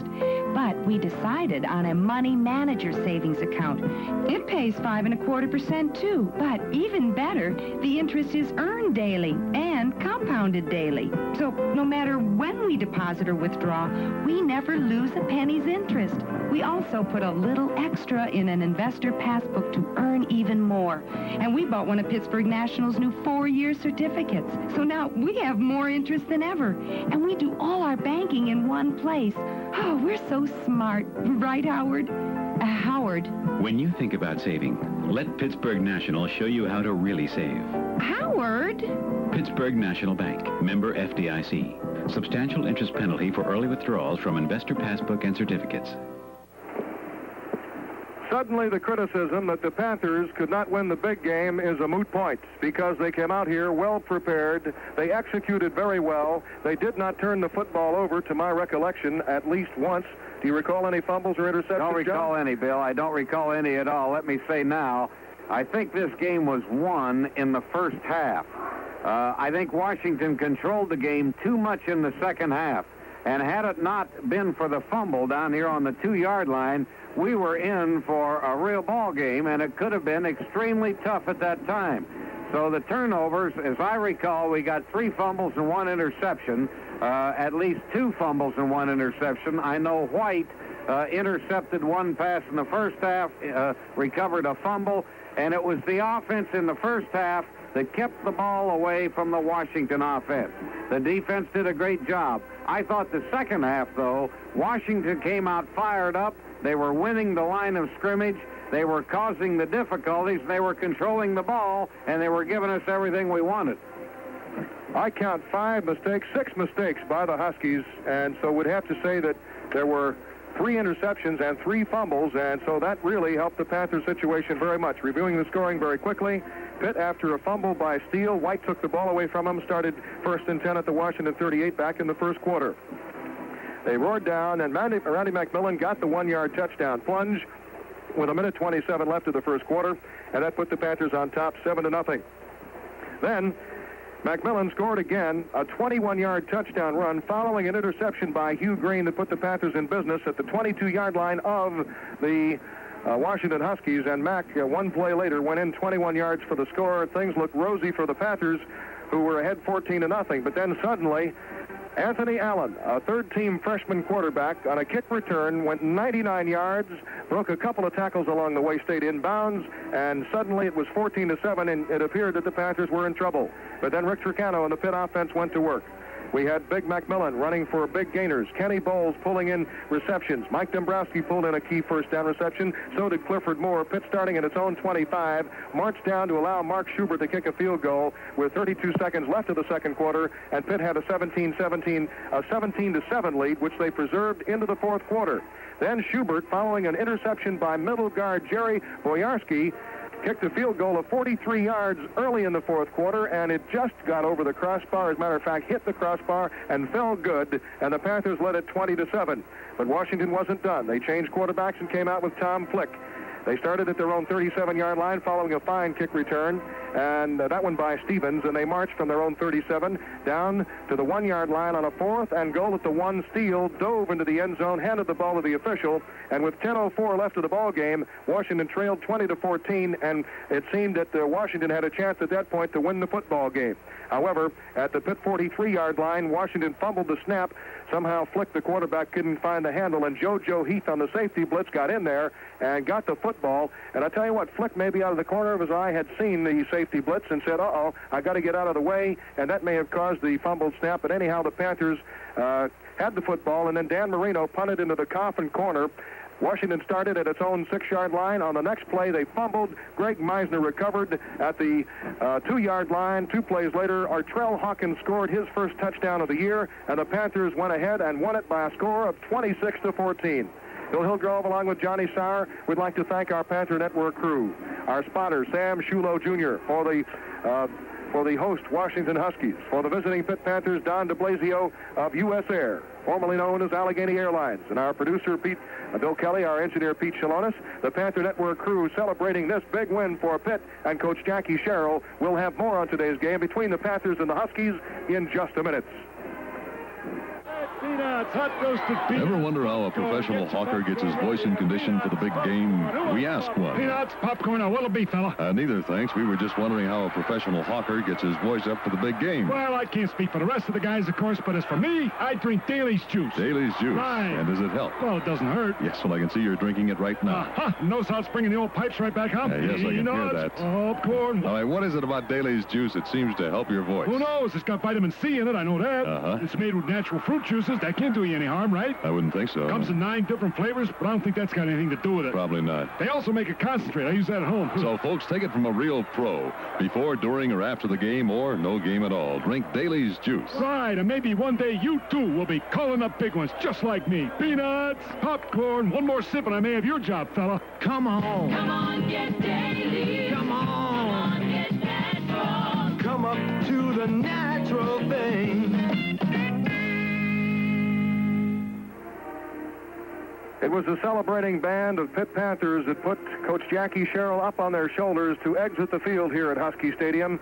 A great moment for Jackie personally, because with that win today, he's got a good shot at being in the top 10 when the weekly rankings come out on Monday and Tuesday, and he's also established himself and the Pitt Panthers as the #1 team in the East. And an Eastern battle is coming up next week. The Navy Meds, undefeated in the season, coming into Pitt Stadium. It's a youth day. Hopefully a big crowd will be on hand. You know, Bill, it's too bad a coach doesn't have the opportunity to savor a win for too long a period. And I know that Jackie knows the pluses, the advantages, the reason that we made analysis of why this game was won by Pittsburgh this afternoon.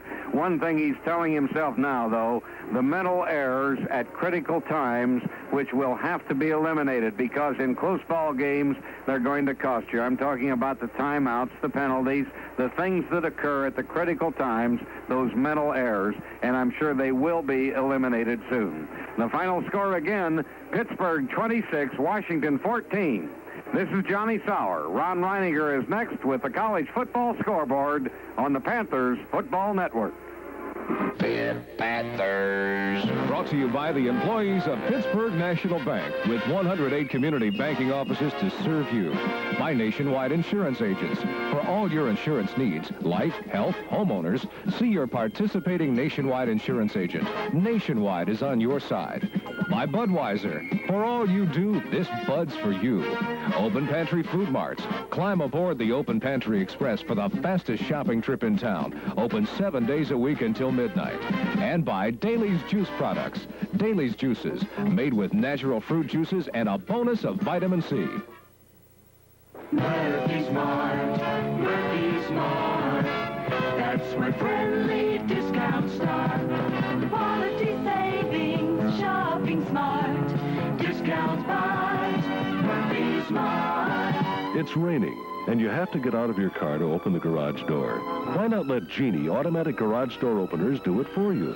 At Murphy Smart, your friendly discount store, you can save over $50 on the chain drive model with automatic light, just $99. Comes with transmitter and receiver and fits doors up to 7 feet high. Save over $42 on the screw drive model with time delay light and Cryptar 2 digital controls, just $157. Fits doors up to 7 feet 6 inches high. Both models sold unassembled and fit single or double doors. These and more store-wide discounts at Murphy's Mart through Saturday, October 27th. Discounts buys, Murphy Smart. The College Football Scoreboard, brought to you by Crivelli Chevrolet, home of champion deals in the Keys Rocks. Stop in today and see why Crivelli leads the league in sales and service. Here's Ron Reininger. The Pittsburgh favored Washington University team in the second half to defeat the Huskies 26-14. It was a particularly sweet victory for Coach Jackie Sherrill's Panthers, who run their season record to 5 wins and just 1 loss. Now, Pitt was carrying a 20-7 lead into the fourth quarter, and Washington scored to narrow the gap 20-14. And then, with less than 5 minutes to play, the Pitt defense forced a fumble that they recovered on the Huskies' 2-yard line. Greg Meissner covering that ball. It's second down. Bill Hillgrove calls the play. All right. Here's the give to the deep man. Artrell Hawkins plows in for the Panther touchdown. That made the score Pitt 26, Washington 14, and proved to be the icing on the cake because a miscue on the kickoff gave Washington the ball on the Panthers 45, and Panther fans were biting their nails. But the Panthers rose to the occasion and won their biggest game so far this year. Randy McMillan, Big Mac, scored 2 touchdowns. Mark Schubert kicked 2 field goals to round out the Panthers scoring. Pitt 26, Washington 14. Another college football games today. West Virginia 27, Tulane 17. Penn State 35, Syracuse 7. Southern California 42, Notre Dame 23. Michigan 27, Illinois 7. Ohio State 59, Wisconsin nothing. Purdue 14, Michigan State 7. North Carolina 35, North Carolina State 21. Miami of Ohio 21, Bowling Green 3. Brown 28, Cornell 7. Colgate 17, Princeton 6. Yale 37, Columbia 7. Clemson 28, Duke 10. Auburn 38, Georgia Tech 14. Dartmouth 10, Harvard 7.